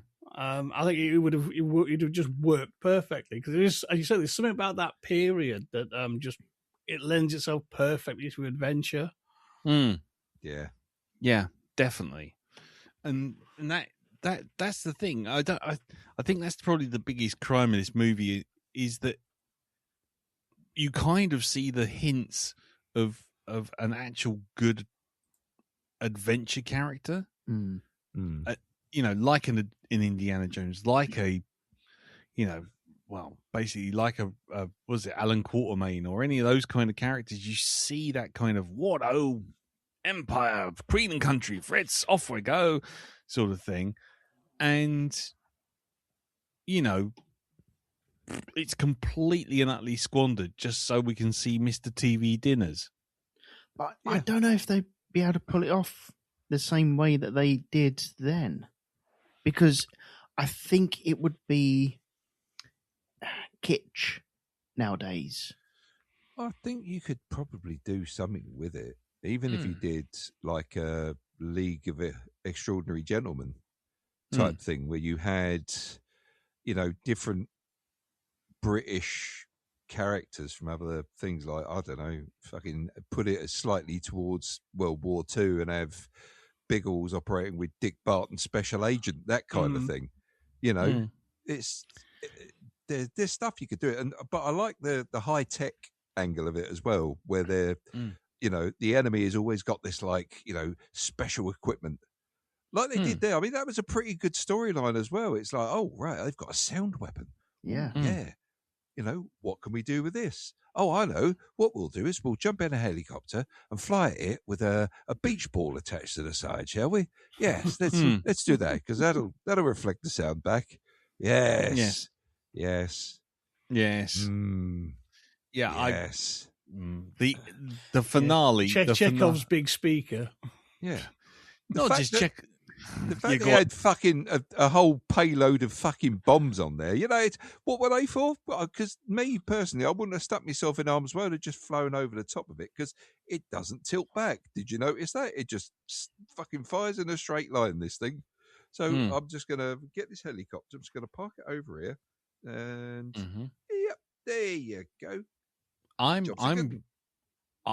going to just say, I mean, in a movie with time travel and all other kind of nonsense, it feels a little churlish to pick holes in it. But didn't we see not 20 minutes before that sound weapon could take out planes from a distance, could vaporize the molecular bonds in metal, could set fire to people, which is quite an achievement in itself, and boil water to the point where you needed to have ceramic space shuttle plates on a bunker to save your ass. And yet this helicopter floats around in front of it with a Tandy's ball speaker strapped to the side of it, and goes JBL Wireless, I believe. JBL Wireless. Yeah, a JBL Wireless, and a richer sounds turntable, and a fucking microphone, and it goes, right, fine, I'm going to kill you with your own sound weapon. It's like, I don't know how mics work very well, but I'm pretty sure they can only pick up a certain amount of sound. I'm fairly sure if there's a sound wave coming at you which can disintegrate molecular bonds, you might not have a speaker good enough just by having an Alexa strapped to the side of your fucking bot. They've gone for the logic of sound goes into the microphone and then is projected back out through the speaker, so we can kill it with its own sound, not the actual scientific fact of moving air at a very low frequency, so it dissolves what the bonds of like metal and stuff like that. Yeah, and it apparently generates light and flashes as well, just for good measure. Oh, absolutely. Why wouldn't it? Well, exactly. Why wouldn't it? How do you know that it's working if it's not flashing light? Is this thing on? We don't know if it is on or not. Could you go outside and Check if it's on. Wave your hands if it is on. Fritz, make a flash a light at it. Flash a light at it, Fritz. Is it on? Ooh. I don't know. Jesus Christ. Oh, God. Yeah, go on, Zary. Dow, you were going to say? Well, also, don't forget this weapon also gave Kate Bush a number 23 hit as well when it came out. Oh, what, cloud busting? No, Experiment 4. Mm. And they told us what they wanted was a sound that could kill someone. So, yeah. Okay. Very dark song. Very dark song. That's a deep cut. It is. But that's what all I could hear in my head when I saw it's like... It's a sound funny, I thought of that as well. Yes, see? Yeah. Oh, God. Yeah,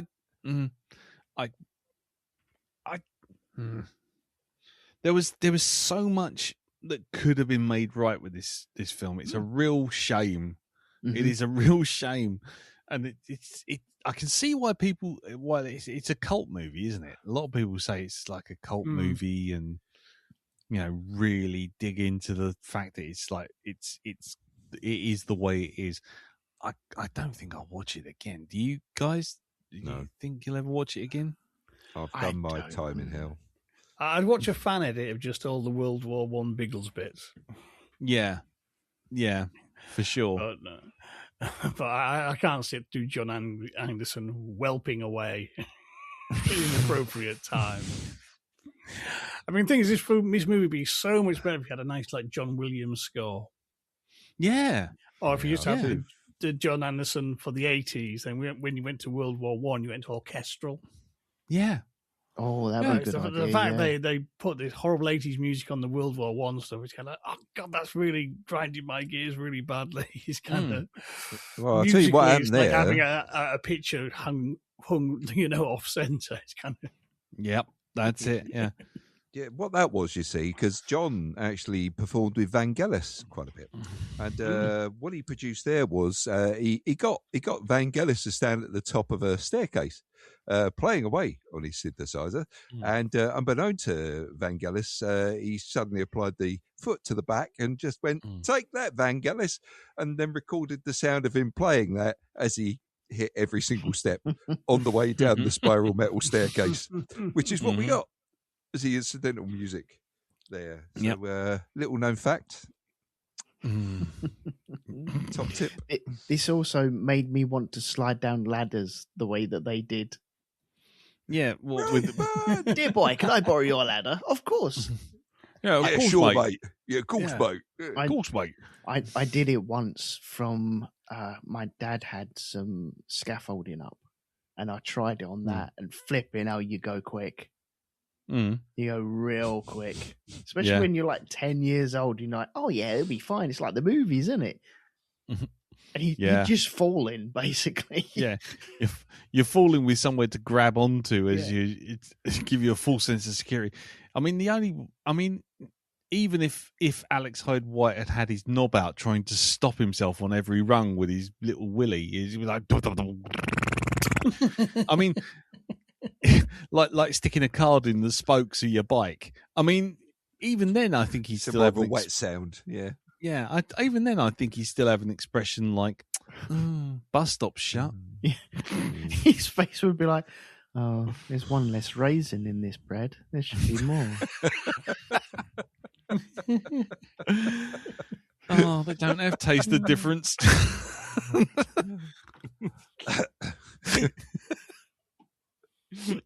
I remember when Salt and Shake used to come in with the blue plastic salt. Oh, God. I really fancy some beige food round about now. Yeah. Oh, but it's on a Sunday and it's like, the shop's shut at 5 and it's now 5:01. Oh. Yeah.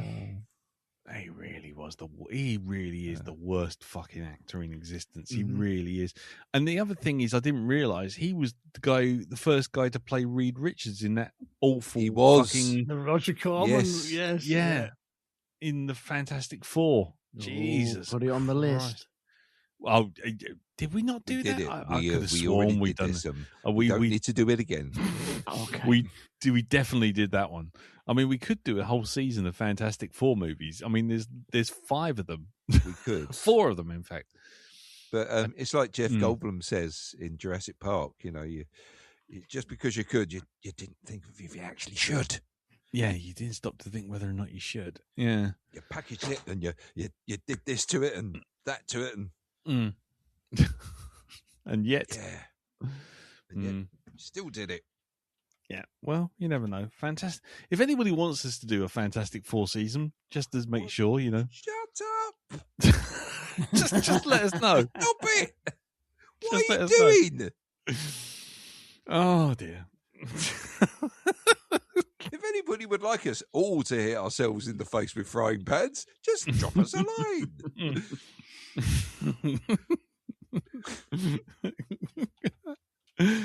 Oh well. Anyway, anyone else got anything they would like to add? I mean, I'm not trying to rush it along. I mean, we've still got plenty of time, but I've just run out of just complaining about Alex Hyde White. I mean, that was kind of where I stopped with the whole thing. Anyone? No, Elton. Okay. Out the 2 movies that I've recently done, this, Biggles, Adventures in Time, and what was the other one? Young Sherlock Holmes.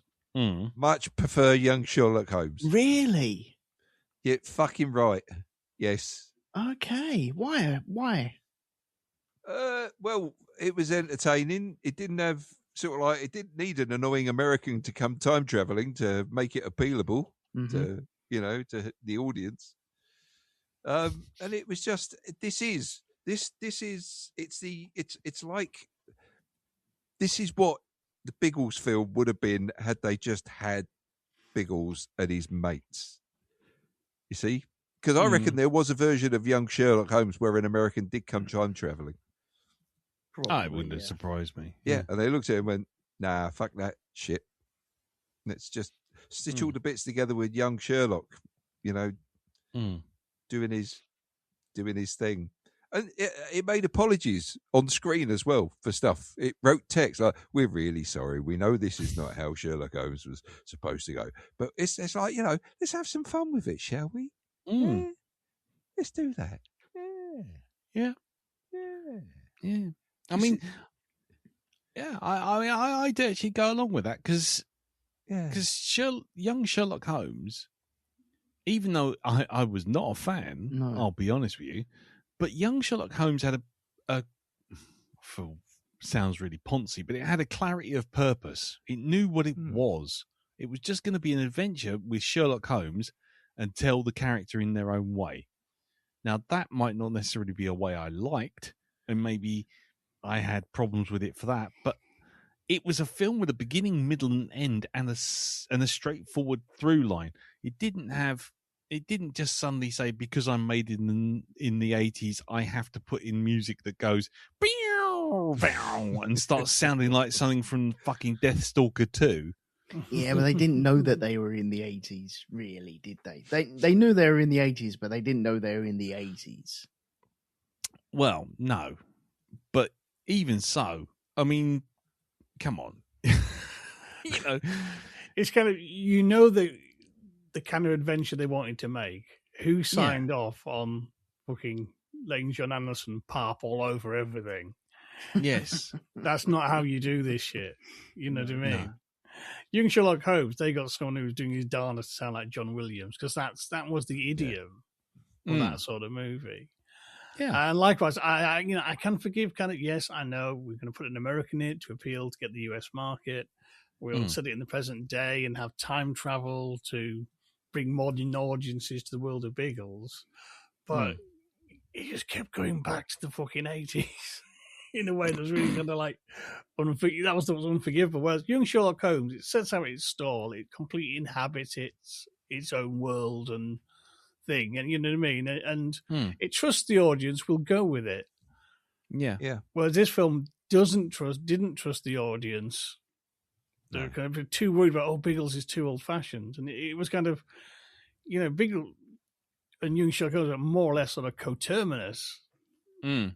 You know what I mean? And I mean, Yeah. it wasn't like Indiana Jones was already like 2 films into a franchise with a third coming soon at this point, and a host of imitators that all had period settings as well, and no one had batted an eyelid.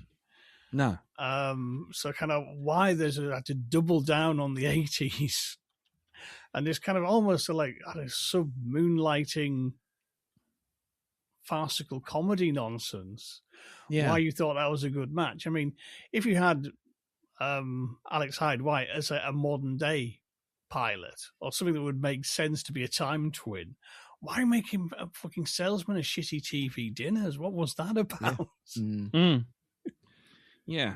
I mean, it's got so many odd choices. There's kind of like,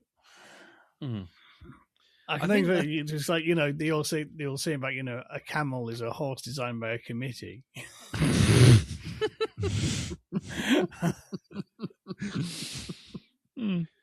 Yeah, and Biggles is a movie designed by committee. I mean, I agree. I think if there was more thematic connection between him, I mean, I even at one point I was getting into the desperation of going, is Peter Cushing actually Biggles?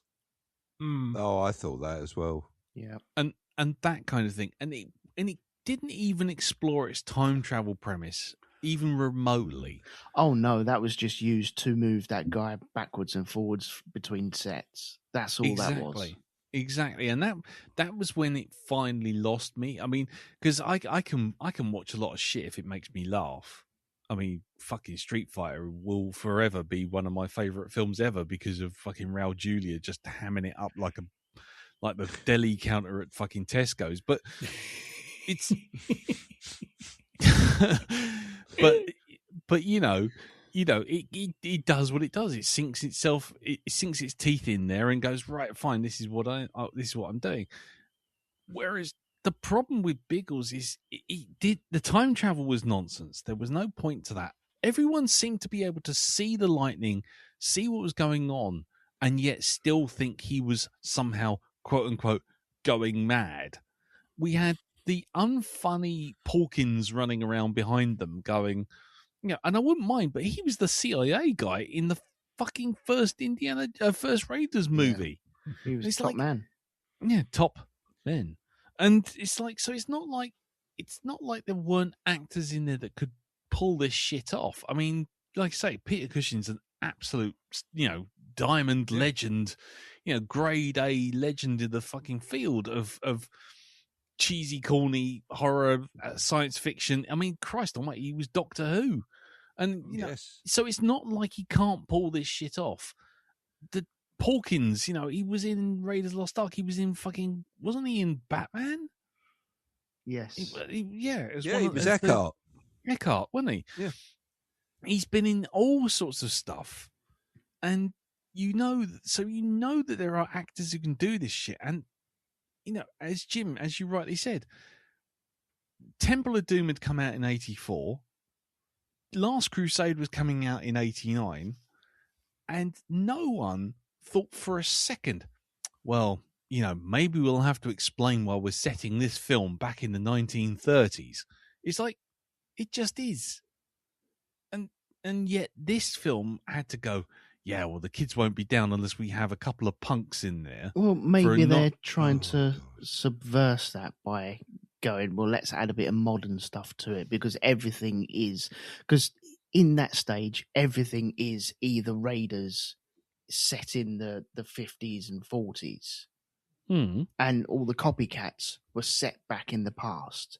And the whole movie was set in the past. But this was a good way of flipping between 1912, 1914. 17, wasn't it? 17 and back to modern day 80s. Well, I tell you what makes this even more, because I looked this up the other day when I was watching it. The thing that makes this slightly worse is another film came out with the flip-flopping between time zones. And I'm not talking about Back to the Future. I'm talking about Highlander. Came out exactly the same time as Biggles. Okay. and that did exactly the same thing. Of here's the modern day, here's your 1980s sort of synth music, and everyone's got big shoulder pads. It's always raining. There's more neon in this fucking place than a local kebab shop, but it's just like, look at the Highlander. Look at what that did. And I mean, I don't even know how much the budget was, but I can't imagine it was much beyond fucking 7 mil. It was all shot in car parks, wasn't it? Yeah, it was all shot in car parks. Sorry, it was 16 mil. I take that back. But to me, it just seems like, even films like that, which didn't have confidence in, doing the past stuff, just did it as flashbacks, or and that sort of thing. And I thought Highlander was, okay, but when you look at the other films that are out that year, it makes what happened with Biggles slightly unforgivable, because you suddenly say, well, there are analogues to Biggles here. There are films very similar to it in terms of what it's trying to do, its setting, and nobody felt the need to explain it. It just lacks confidence in its own premise. And I know what Jim was saying, he's got to get it done before the budget runs out. But I mean, we were right in the middle. We were right in the middle of straight to VHS season, with things like fucking, what was the other thing? I mean, we got Big Trouble in Little China, The Golden Child, all these kind of movies that, deliberately lent into cheese and synth and Highlander and Aliens and all this kind of stuff, and even fucking Howard the Duck. And they all came out the same year, and they were all mad. But they just went, this is our mad movie. We've been given $7 million to make it. Who knew? whereas fucking Biggles was like, well, do you think anyone would actually like Biggles unless we put some punks in it? Well, that's the problem. I think in the World War One stuff, you get the movie, the actual filmmakers were keen to make. I mean, you've got like some of the flying scenes are really great because they're all done actually in camera on biplanes. That's fucking fantastic. But unfortunately, I had to film all this other stuff that the studio insisted on, and you can tell the enthusiasm isn't there. You're like, say the lines, we're wrapping this, and fuck off. I'm done. Yeah, exactly. Why are you making me do this? I can always hear the director saying, why are you making me do this? Why is this fat fuck ringing the police? This makes no sense. Oh, fuck it. Just roll the camera. I don't care. One take. Fuck it. Done. Took it in the can. Bollocks. Oh, God. Yeah. What was that? Can I go back to Docklands and do the exciting thing with the war weapon where Stanley Kubrick's going to film next week? Exactly. Yeah. Proper filmmaking, not this shit. Do you know what? While I was watching this film, it was getting near the end, and like I said, I was trying to barrel through it and get rid of it. So I'm looking at this as I'm walking home down some quiet streets. Right, got nobody in the streets. I go down. It's like, this is lovely. I can do this, get this done and dusted. And it's at the end of the actual film, and that fucking twat is the best man. And I'm not joking. Knee-jerk reaction came out of my mouth in the middle of the street. I went, why is that cunt the best fucking man? I just like, what writing is this? What is going on? Yeah. I think that's an interesting point, isn't it? It's that other thing in 80s movies that they had to have a comedic sidekick character who would just blunder about, and they just cut back to, and they're going through a humorous side adventure plot B. But he wasn't. He phoned up he crank called the police.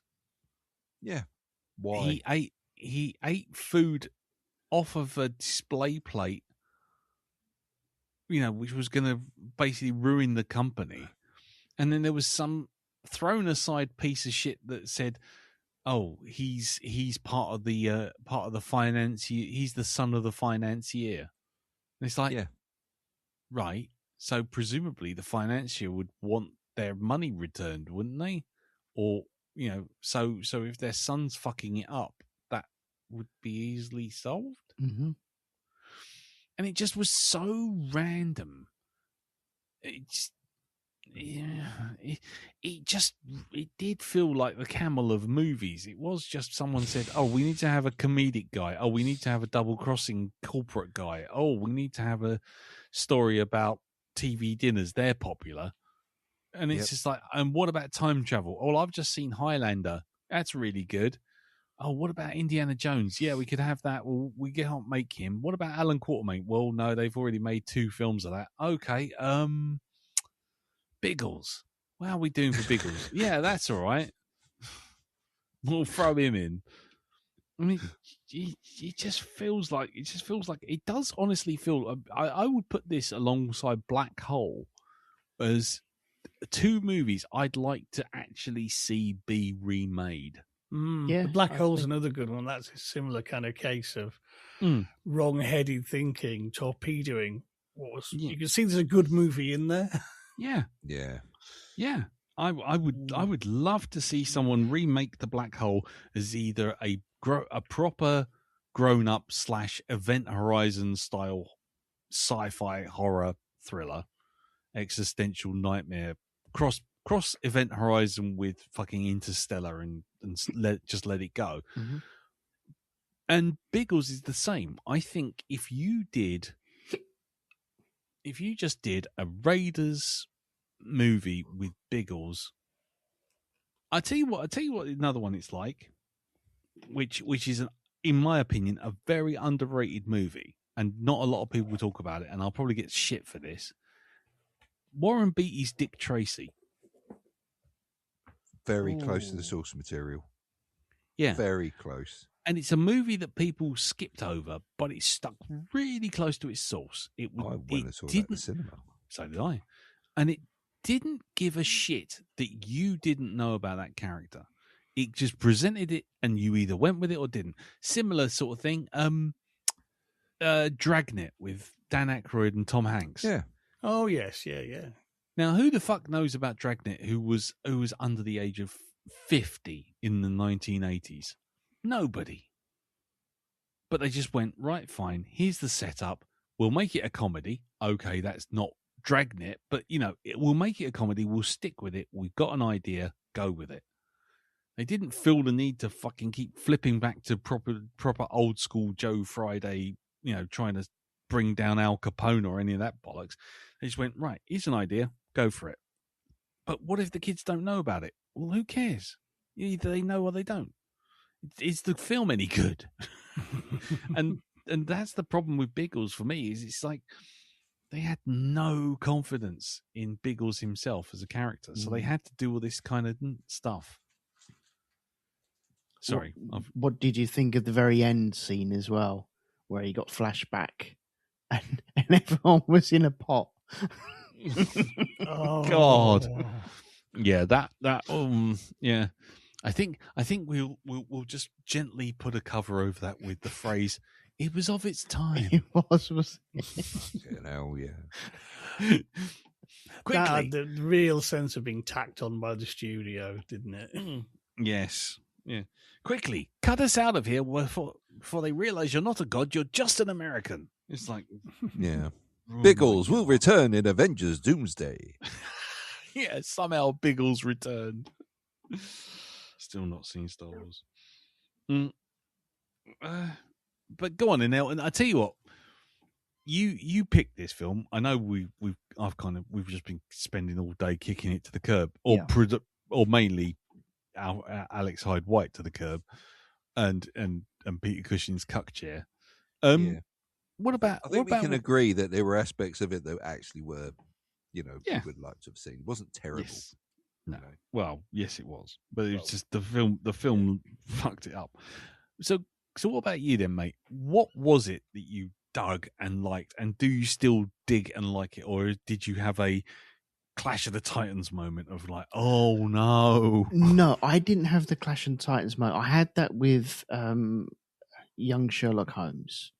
I remember that being much better than what it appeared to be when I last watched it. And I was very, very disappointed. Maybe I went in with this with real low expectations, because as soon as like the 80s music starts, you're like, oh, okay. Wow, that was a sucker punch. That's like a cricket bat round the head, that is. That's a choice. But this, I think, because it was so solid when it was in the World War One aspect, I could really enjoy it a lot more. And I could understand what they're trying to do with just trying to bring it back to modern day, because all the other films around that sort of time are just set in the past. Whereas they're trying to bring it back to a modern day. And I think I spent half the time looking at the London skyline to see how much it's changed as well. And it's really flat in there as well. Oh, God, yeah. Yeah.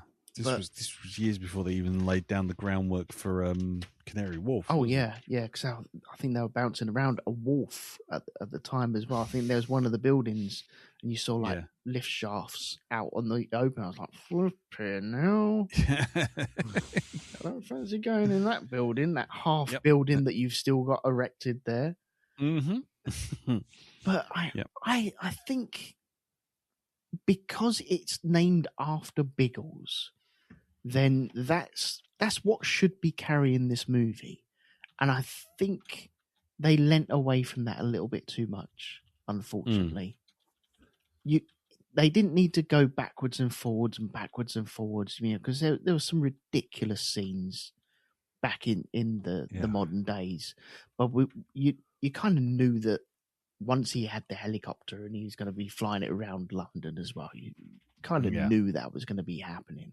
Yeah. I think when you got the camera on the side of the helicopter and it's flying around and it's doing all these amazing twists and turns, and it's really skillfully piloted. The way that it goes around their tent and just flings itself around, and when it lands, you do see it wobble and wibble, and you're like, oh, hang on, he's nearly lost it. No. And he's getting real close to everything. He's getting close to pylons. He's getting close to the floor. Yeah. I think that's really, really impressive if you just take it as a skill of watching someone pilot a helicopter. I think it looks brilliant. Yeah. And the outboard shots of it flipping around and spinning around, and then you got old silly bollocks trying to put the microphone against the speaker, which is just okay. He would have been thrown out of that window long ago. But yes, I think that was impressive because that kept me rooted in there. You had the one-upmanship between Biggles and his counterpart on the German side, where they're having drinks together, and they want to go out and shoot. They really want a dogfight in the sky, and they want to do it like proper gentlemen. But you never really got that, did you? I think it was in the beginning, wasn't it? But then again, Biggles got shot down straight away, didn't he? Well, that's that so again is you never really had that. But when it, as everyone has said, when it was doing the World War One stuff, I quite liked it. Even with a time traveler on the adventure and being dragged along, that was all right, because he was out of place and he was trying to soak it all in. But as soon as you start flipping backwards and forwards, then your movie is saying, we've got good stuff, but we need to make it relevant. Yeah. And it didn't need to do that. But unfortunately, it kept doing it. Yes, it kept doing it. Yeah. But I think I come away. I think it's all right. I don't think I'll ever watch it again, unless I'm reviewing it again. And really, I might just be like, do you know what? I might go sick that day.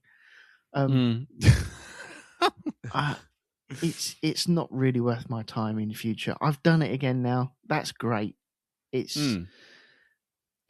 one of them movies where you think about it and you're like, oh, I wonder what that's like. It's like when you think about old cartoons and then you go back and watch them, you're like, oh, I should have kept it as a memory. And this, along with young Sherlock Holmes, I think I should just keep these as memories now. Yeah, I don't. I think. I mean, like I say, I know it's. I know I've been through down on them. I mean, but I'm glad I've seen them. Yeah. I mean, I'm not gonna regret having seen them. I will be honest and say that I will probably never watch either of them again. But if someone was to say, "Have you seen Biggles?" I wouldn't be sitting there going, "Oh no, I'm a failure. I've never watched it," or something like that. It's the same as, like I say, the same as Street Fighter. You can't knock it for being what it is. You just have to go, well, it's not my thing. Thanks very much. Good night. But I'm glad I watched it. I do genuinely think it's one of those films I probably would have gone to see at the cinema had I been not constantly going in and out of the queue for Aliens, which I was kind of going round and round in circles on at the time. No, I understand that. But there are bigger and better movies out in '86 than this, definitely. But I'm glad I've watched it. Will I watch it again? No. Will I ever watch anything with Alex Hyde White in it again? Fuck no. But if the question comes up, name a movie you want remade, then we can always turn around and say, look, Biggles is on that list. Oh God, yeah. I mean, like I say, Biggles, Black Hole, for sure. Both of those films need a modern take with a bigger budget. And I think you'd in both cases you'd get something quite interesting and unique, as long as Disney could keep their fingers off it and not have to stick big-eyed robots in both properties. Yeah, Netflix and Disney, stay away. Yeah, fuck's sake. Cool. Anything else, guys? Anyone else want to throw anything in? No, I'm good, thank you. No, fair enough. Okie dokie. Well, we'll wrap it up there. If anybody else has seen Biggles' Adventures in Time, then by all means, just send in a feedback. Either do it on the Facebook group, facebook.com/group/the Black Dog Podcast, or send us in a feedback email to feedback@blackdogpodcast.com. Like I say, I know it's got a cult status, so I'm fully aware that there might be people out there who will vociferously defend it. And if that's the case, by all means, give it a go. Come and send us an email and we'll listen. We might not necessarily agree, but we'll listen. So that's that. But finally, it's time to round out our unofficial time travel season. Because it turned out we didn't actually mean this to happen, but it does appear that we have made a time travel season. What with time crimes, this, good luck, have fun, don't die. So Darren, can you top us off? Can you finally give us an actual season of one type of film? It's your pick. What have you picked for us? Primer. Primer. Primer. Yes, that's the one we're going to be watching. Primer. We're going to go out with a bang on this. A real head fuck of a movie, apparently, from what I've heard. So that answers my next question. Have you seen Primer, Dal? No. But we needed a time travel movie, and this is the only one I thought I wouldn't be laughed off the actual podcast for. So, bit late for that. Okay, Primer. So, and that's on Amazon Prime, ironically. Yes, it is. Okay. I don't know whether it's on any of the other ones. It may very well be. Okay. Well, we'll worry about that another time. But we know it's on Amazon Prime. Jim, have you seen Primer? I have. Are you looking forward to watching Primer again? I am, actually. It's one of those films I've always meant to go back to. I have flowcharts ready. Okay. Okay. For me, because I'm gonna go to the I know the answer to the last person, but I'm gonna ask him last because it's gonna be funny, I suspect. For me, I've watched it 3 times, and the amount of times I've understood it is precisely 0. So, looking forward to next time. Maybe 4th time's the charm. Elton, Yeah. have you seen Primer before? Nope, never seen it in my life. Nope, never. Not once. Not once. No. No. Primer, I what's mean- that? Didn't you once have a podcast which is all about time travel movies? I did, yes, and I covered it on Shonky Lab, yes, and for that I watched it 5 times in a week to understand What? it. Yeah, I did, yes, yeah. Didn't you also do this film with a well-known presenter?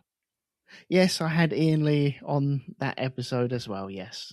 Yes. So you and Ian Lee, a famous presenter and broadcaster and writer and comedian, Mm-hmm. you had him on there, and did you actually manage to get to the bottom of Primer? I don't think we did, but I think I have a better understanding of it now. Right. This is not Darren. Okay, Darren, are you listening, Darren? Okay, I'm listening. Go. Look at Yeah. me now. Look into my Yeah, eyes. I'm looking straight into your eyes. Do not watch this on the train. Not because of nudity. It deserves better than that. It does. It requires 100% of your attention. Mm-hmm. Well, I think for 1 hour and 17 minutes, I think that's how long it is.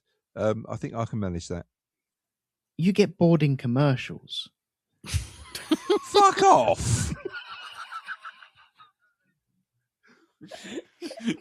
Are you accusing me of having the attention span of a fucking kitten? Is that it? With shiny paper? I mean, he's got a point. I mean, Screw you lot. I mean, you know, to use the Marvel meme, you know, he's out of line, but he's got a point.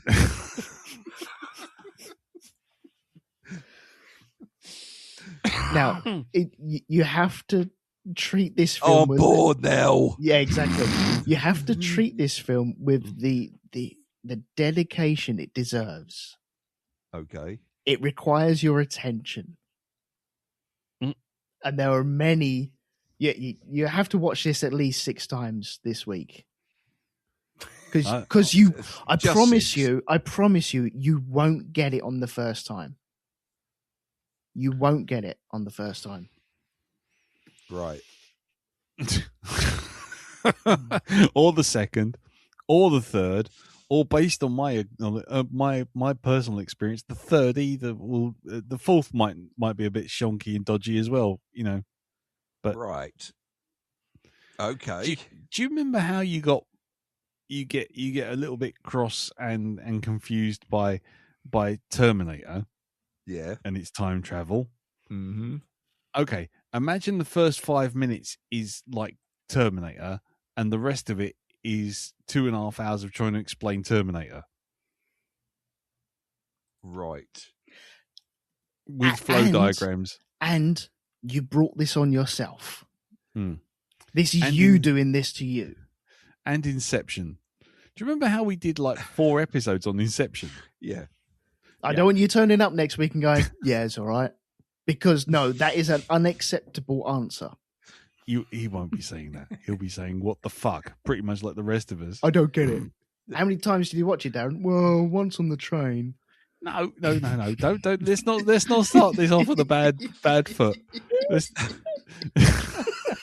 I watched it while walking home from the station. Yeah.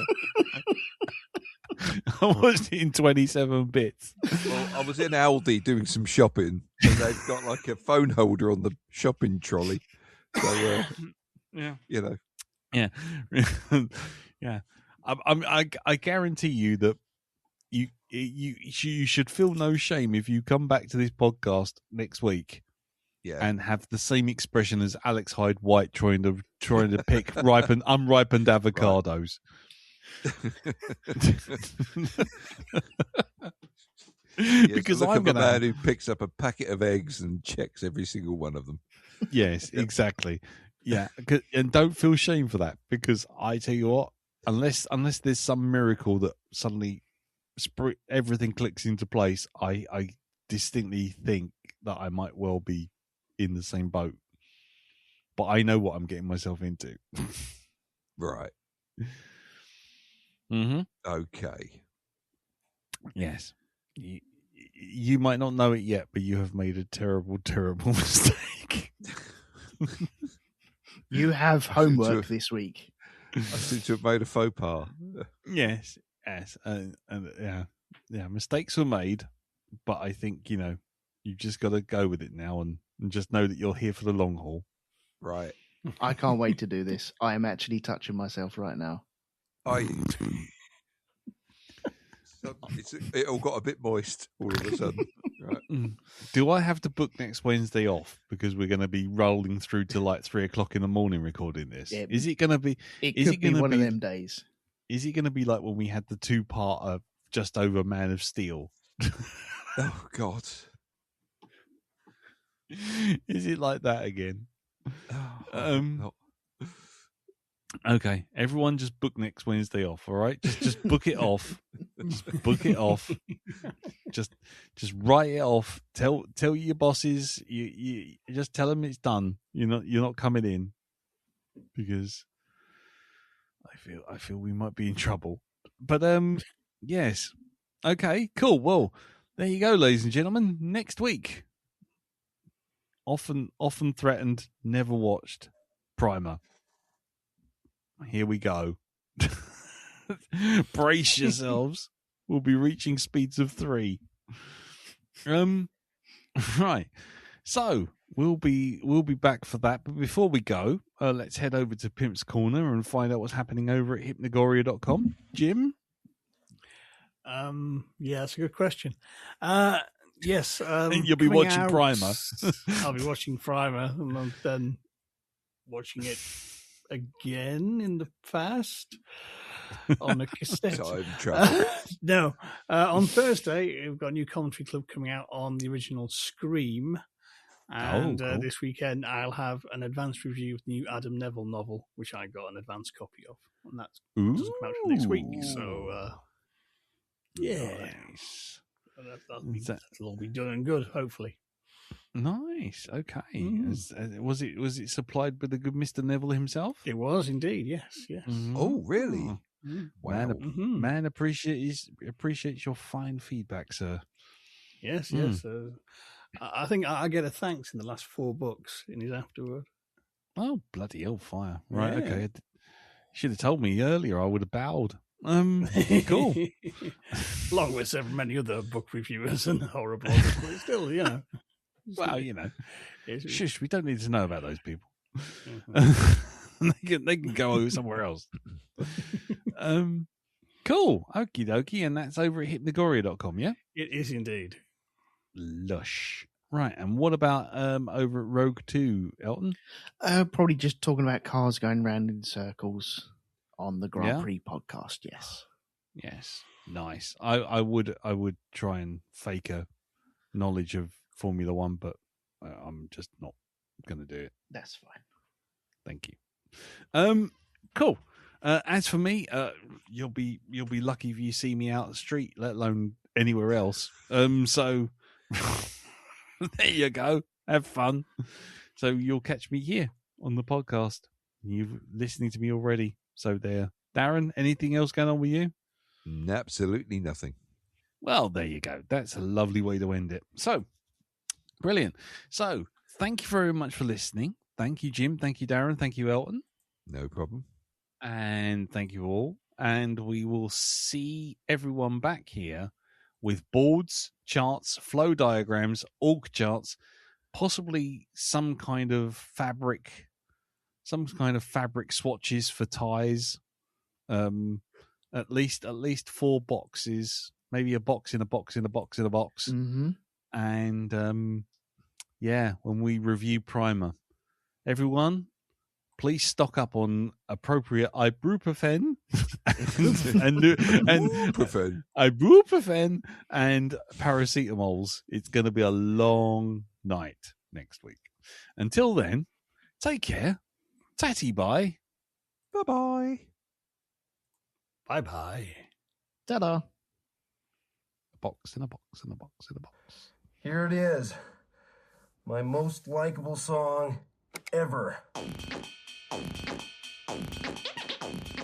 Coca-Cola, lipstick ring, go dance all night, dance all night. I've got dancing legs. Woo! I've got dancing legs. They won't stop me dancing, no, they won't stop me dancing. Kiss me, lipstick ring, oh, that's the way you like it. This is your most likable song ever? Yeah. People will love it.